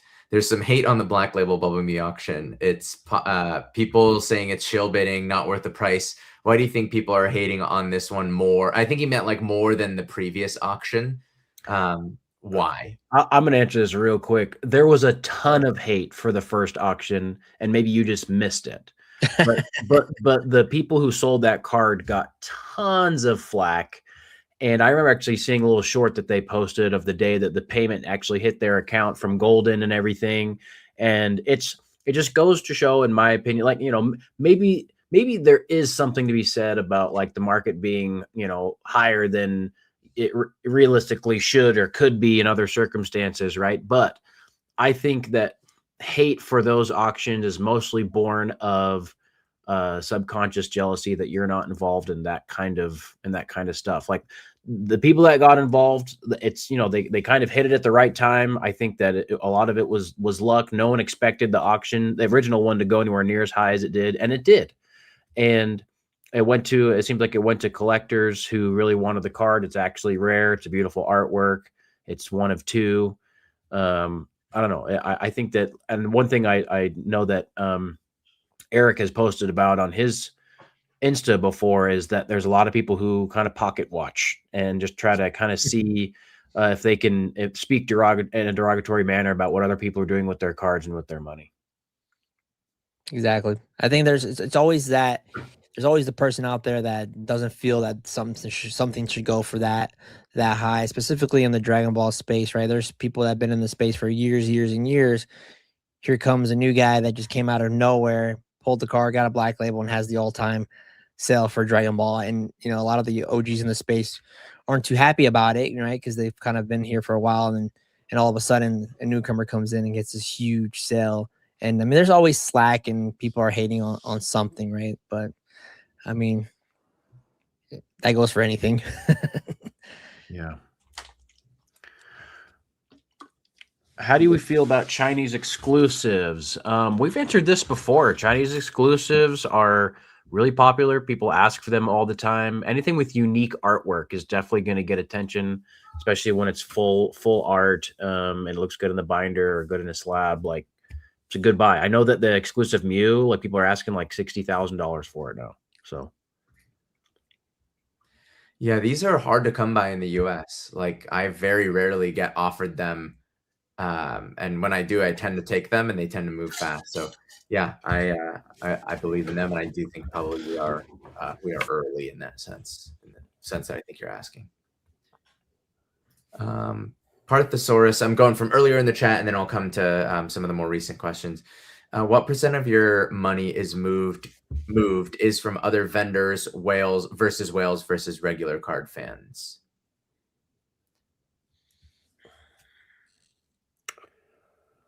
I'm going to say I sell 85 to 90% of the stuff that I sell to collectors. In dollar amount or transaction count? Like all time, yeah. The answer, I think, is still the same. In recent times, it's been a little bit more wholesale, just because like that liquidity has become more available now, and yeah. It's not necessarily something that I'm going to like be constantly leaning on or building my business around, but having more options is always great, right? It allows me to pivot out of a card that I want to get out of in a really short period of time. So that number might increase going forward, like the averages. But again, like I am much more interested in selling to people who actually want the cards. Yeah, me too. I think in a dollar amount sense, mine is probably, I would guess it's higher to vendors than just 10 or 15%, because the vendor to vendor deals often are the higher ticket deals. Yeah. So like, like when we went to Collecticon Phoenix, I probably sold $40,000 of cards, and probably 30,000 of those dollars were other vendors. So at that particular show, it was probably 70+% vendor. And then the rest was like regular collectors and stuff. But in terms of the number of transactions, like when we went to Card Party, like something's a show specific thing. When we went to Card Party, we probably sold like 15,000, like materially less. But it was 95% transactions with actual collectors. So a lot of those were small, like collectors are often just buying a $50 card. So when you sell $10,000 at once to a vendor, and it takes a lot of collector interactions at $50 or $100 to make up that gap. So I think for me, it's probably something like 90% of my transactions go to collectors, but probably closer to like 60% of the money would be my guess. I'm the same. I mean, mine's probably more towards just the average person. I mean, I think this Rayquaza deal I just did in Orlando was my first time ever offloading to another vendor in that way. But I mean, up until I've started since 2024, it's all my inventory pretty much always goes to a collector that's coming by the table.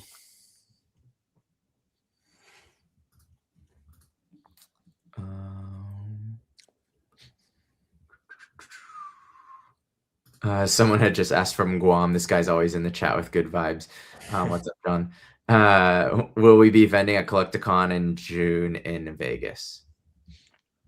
I'll be there. I will be there as well. I will not. Oh, because you don't want to, or you're looking for tables? No, I would have loved to. I think that's at the end of June, if I'm not mistaken. Yep. June 28th or something like that. June 20th. Yeah. Oh, 20th. Yeah. I committed to a local show that hooked me up with tables and stuff like that. So yeah, for that weekend. Yeah, there's just so many shows that you have to kind of pick and choose. So let's see. I'm just reading through some of these questions. Aussie Card Collector had super chatted us earlier. Appreciate that, Aussie Card Collector. Good to see another Machamps. Welcome, Pack Battle. How do you all see Celebrations 25th performing short or long term post 30th? We actually did almost an entire episode about this Aussie Card Collector. We kind of compared Celebrations and Generations probably about a month or two ago. So go back and check that out. And then we can also get Erick's opinion here. So how Celebration 25th is going to perform short to long term? A lot of that stuff is already kind of pumped. What are the ETBs sitting at now? I think like 400 for a regular ETB. I think the Celebrations 25th I think we'll see a little bit more rise in those. Probably stable out a little bit, but if you go back and look at how much are the 20th anniversary ETBs, are those over $1,000? Oh yeah, they're like $3,000. Yeah. So I think anytime you hit one of those anniversary sets, I mean, long term, I think you'll do fine. I haven't looked at that 20th ETB in a while. It's the Generations ETB has entered like that vintage ETB category where like your price really depends on condition. Yeah, okay. But like we're talking for a nice one, like nearly $3,000, I think. Yeah, I'm seeing multiple 3,000 plus sales, actually over 3. Yeah. Wow. That means Celebration has a lot of room to grow. Yeah, that's true. Goated Pulse was here earlier. Jake, your son, Arvin. Yeah. What's up, Arvin, my boy? My guy. 3 titans of the hobby, he said. Mythical Bidoof, great to meet this guy in person at Card Party. Do we change up the inventory we bring to different shows depending on the crowd and market we're expecting? 100%. So do I. I think that is a huge thing for me because I look at who are the voice actors that are going to a specific show. If I know the Dragon Ball, Sean Shammel's going to be there, got to load up on my Gokus, Wow. If, you have certain voice actors for One Piece, maybe load up on some of those cards. So that's very highly dependent. And since I've been doing this for 2 years now, I kind of have a gist of what cities really like Dragon Ball and which ones really don't, and where One Piece performs really well and where they really don't. So I have gathered enough info that I know which shows to kind of bring more of certain products or certain things because they've done well for me in the past. Big brain on the looking at the voice. Yeah, that is big brain. I mean, for me, like if we take Card Party, for example, we usually have like kind of half slabs, half singles. At Card Party, I went for, I think, 2 cases of slabs and 6 cases of singles because I expected it to be like much more master set collectors, binder collectors, that kind of thing. But ironically, we sold more slabs than we did singles as far as dollar amount. So like you never know what's going to happen either. Indeed. Let's see. Rally West asked, is it ever really a bad time to buy grails like Megazard, Gengar, Dragonite, Lugia, Altart? I think it's an interesting question. I think there are definitely going to be times when you buy that card and there's opportunities to buy it for cheaper in the future, but that doesn't necessarily make it a bad time. I think what you're getting at here is a good point, Rally West, where like if you're buying cards that the general population of the TCG community also thinks are really cool and collectible, you're probably going to do okay with them as far as value, like maintenance. But they're not going to be like as speculative, and they might not have as big an upside because everybody already knows about them, you know? So it kind of depends on what you're trying to do. But if you're just trying to buy cool cards, it's never a bad time to buy cool cards. Yeah, the iconic cards. If the market as a whole, if there's less interest in it 10 or 15 or 20 years from now, like materially less interest, it is these popular Pokemon, these iconic arts for their era in high grades or in mint condition that will always still have buyers. I mean, it's really interesting when I was just looking at this recently for Gold Star Rayquaza, because it's like that those cards have started to become prohibitively expensive, and I think they'll only get more expensive over the next year or two. And when you look back at sales in like 2023 and 2024, even back then, I want to say it was like Gold Star Rayquaza 9 or something like that, was still several $1,000s. So like there's always and it was still transacting every few months, like about as often as it does now. Just now there's an extra zero at the end of it.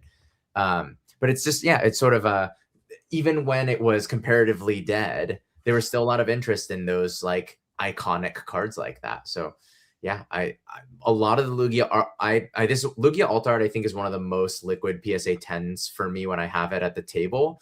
And I would say more than half the time someone picks one up, they make a comment like, well, it's just going in a closet for forever. Yeah.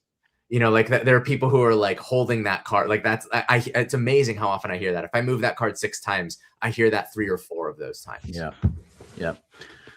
And it could, and there'd still be enough out there to go around because it's like there's 20,000 of them. It's a lot of them.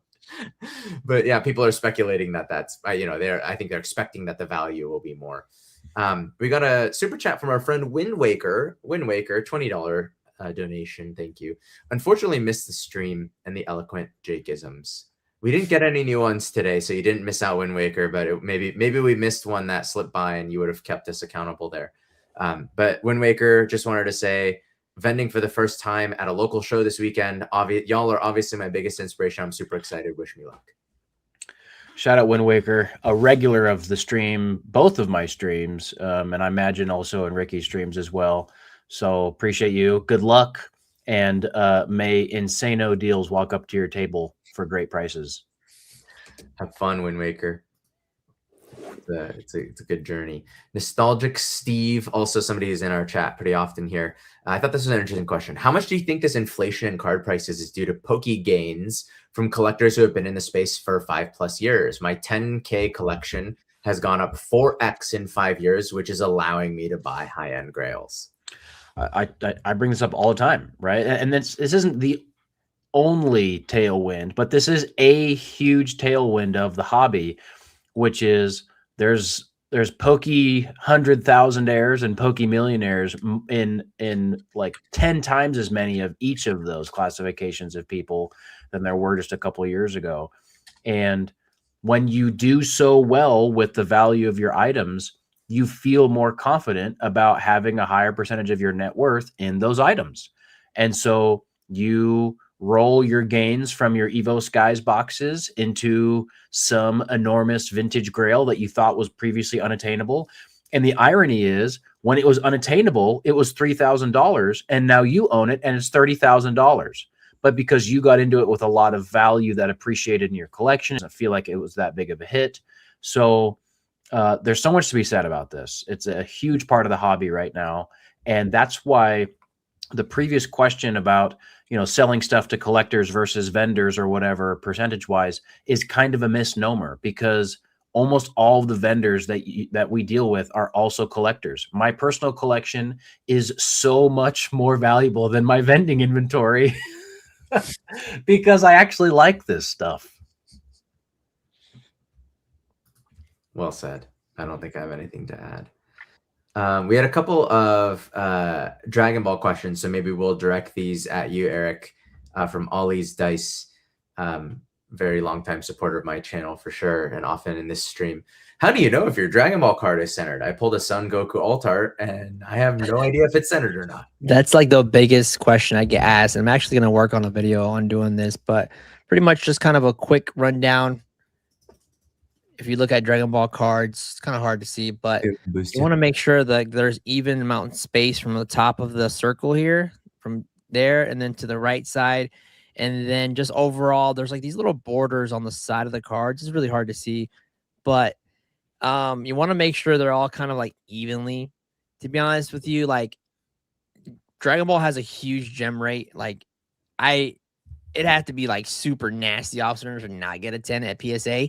But I'll work a video. I'm in the works on a video for this to be more detailed on exactly what to look for. But yeah, I mean, the average person will look at this is like, I don't even know how to tell, the centering on this at all. But that was just like a quick rundown. Obviously, the back is easy to tell because it has the borders like any other card. But the full arts are definitely more difficult. Even myself, sometimes I have a hard time. Like, damn, is this centered or not? Like, but I'll work on a video to be announced when that comes out. Nice. Yes, the so many of my grading videos were just on the heels of people asking me the question so much that I was like, please stop asking me. Here's the video. Yeah, those videos sometimes do well. People search for that stuff forever. I think he had one more Dragon Ball question for you here. If you could restart vending and only had $1,000, what Dragon Ball card or set would you start with to work your way up? If I could reset, that's a good question. $1,000 and below. I think obviously a lot of the manga stuff is kind of out of reach at this point because a lot of those golds, I mean, unless you got a really good deal on one of those golds. Right now, I think some earlier sets are really good. I would focus on some of the earlier sets from Fusion World. Maybe the ones from Awakened Pulse would be good pickups. I think a lot of people are sleeping on Masters. Like I mentioned earlier, there's 2 games in Dragon Ball. So a lot of the attention and focus right now is in Fusion World. I think Masters will have its time again. So maybe look where people aren't looking right now. If the whole focus is on Fusion World, where are some other cards that aren't really doing as well as the other ones, which I think some of the Master stuff is definitely slept on right now. Nice. Hello asked earlier, are we considering buying tag or TC or CGC slabs with the average collector not waiting 5+ months for grading? Not me. I don't really do CGC. I don't do tag. I have picked some up before as an experiment just to kind of see how things go, and more often than not, they just kind of sit around. And I mean, yeah, there's the people that like it, but in terms of liquidity and being able to sell stuff, it's just typically not there. I mean, I'll buy one here and there if it's cool and it's a good deal, or a lot of times they just come in big bulk deals that I do. But I'm not really actively buying these CGC and tag. I think I've said it before. I think I want to see what tag does when there's like a bear market. CGC was very, very popular and everyone wanted CGC back in early COVID. Fast forward to today, most people don't want CGC, right? And I think it kind of died out when we had that little drought and bear market in Pokemon. I don't think tag has experienced a true like bear market because they kind of came out within the last year or so when Pokemon was kind of already booming. And I think tag itself has been around, but in terms of like, attraction and on social media and stuff, it's within the last year. So I want to see what happens when we have another bear market and how tag comes back. Are they going to still be around, or is it going to be the same thing as CGC? No one's going to want tag in a couple of years. I tell people all the time, for PC, if you're just PCing, you just want your car slabbed up, there's nothing wrong with tag, CGC, whoever you want to go with, but unfortunately I have to look at things from more of like a resale perspective. And those two are just not it for me. Nothing to add. Same. We're about to hit 3 hours here. Do we want to call it there and wrap up on our not Q&A, our elite forecast? Elite forecast. I think we dive into it. We're 3 hours in, y'all. Let's do it. Let's do it. Okay, so as a reminder for the folks that maybe are new or haven't made it this far in one of our streams before, uh, Elite Forecast is us making a call on something. Often that is value related, but it does not have to be. It could be that I think Pokemon's going to do X for 30th. I've said they were going to do crystals and things like that for 30th anniversary in an Elite Forecast before. But often we're saying, hey, this box, this card is going to be this price by this date. And we try to get as specific as we can. Maybe Eric, we call on you first for your Elite Forecast. Yeah, I have two. I'll do a Pokemon related one and then a Dragon Ball related one. So, I think that we do not crash and go down and burn after the 30th anniversary, like everyone is suggesting that is going to happen. I do think we slow down, but I don't think we'll see what we saw back then, and we start seeing, you know, $30 ETBs and $100 booster boxes and whatnot. I don't think we'll see that.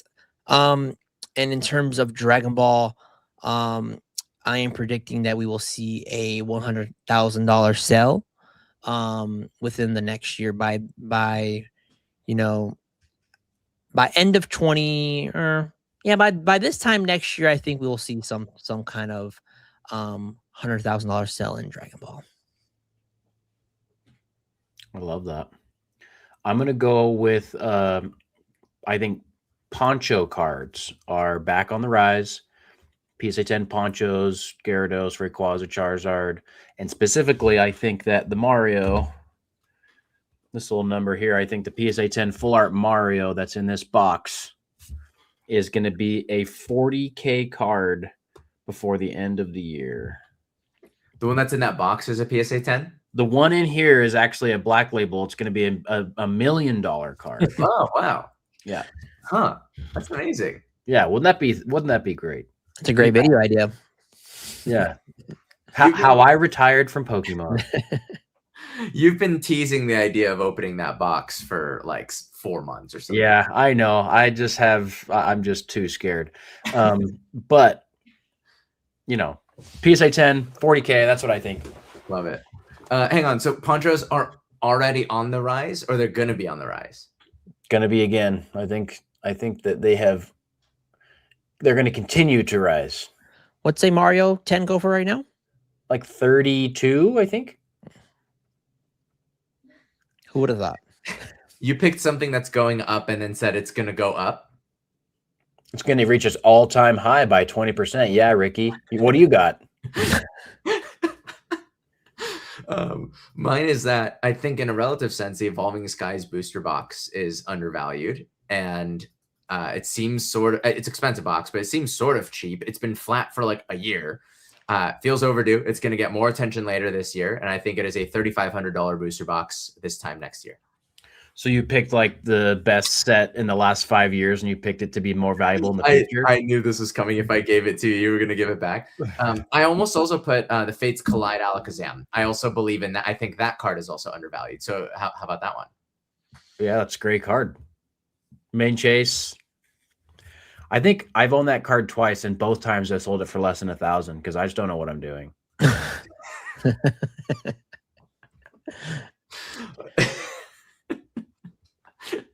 You should make a whole chomp cast about cards that you sold that went way up after that. Yeah, and if I keep making videos about me making bad choices, people are just going to think that I'm terrible at this stuff. But like, people already say that when you show the one mistake you make every 4 months, yeah. Thousands of transactions. That's a great point. It's a great point.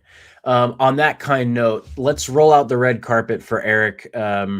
Thank you again so much for joining. Can you let the people know where they can find you, whether it's in person or online? Yeah, pretty much in person. If you want to come out to a show, I'm usually at majority of Collecticon, so be sure to come out to those. And the socials are pretty much all Pack Battle Shop or just Pack Battle, depending on the social. But yeah, the Dragon Ball guy. Maybe type that in. I'll pop up. Love it. Congrats on all your Dragon Ball success, Eric. Thanks again for being here, man. We will be back in 2 weeks with another volume of Midweek Machamps. And until then, everyone, good luck out there. We've all got shows and things going on in the next little while, so stay tuned on our socials on Instagram, and you'll know where we're going to be at. And other than that, have a great night, guys. Peace. Bye. Peace.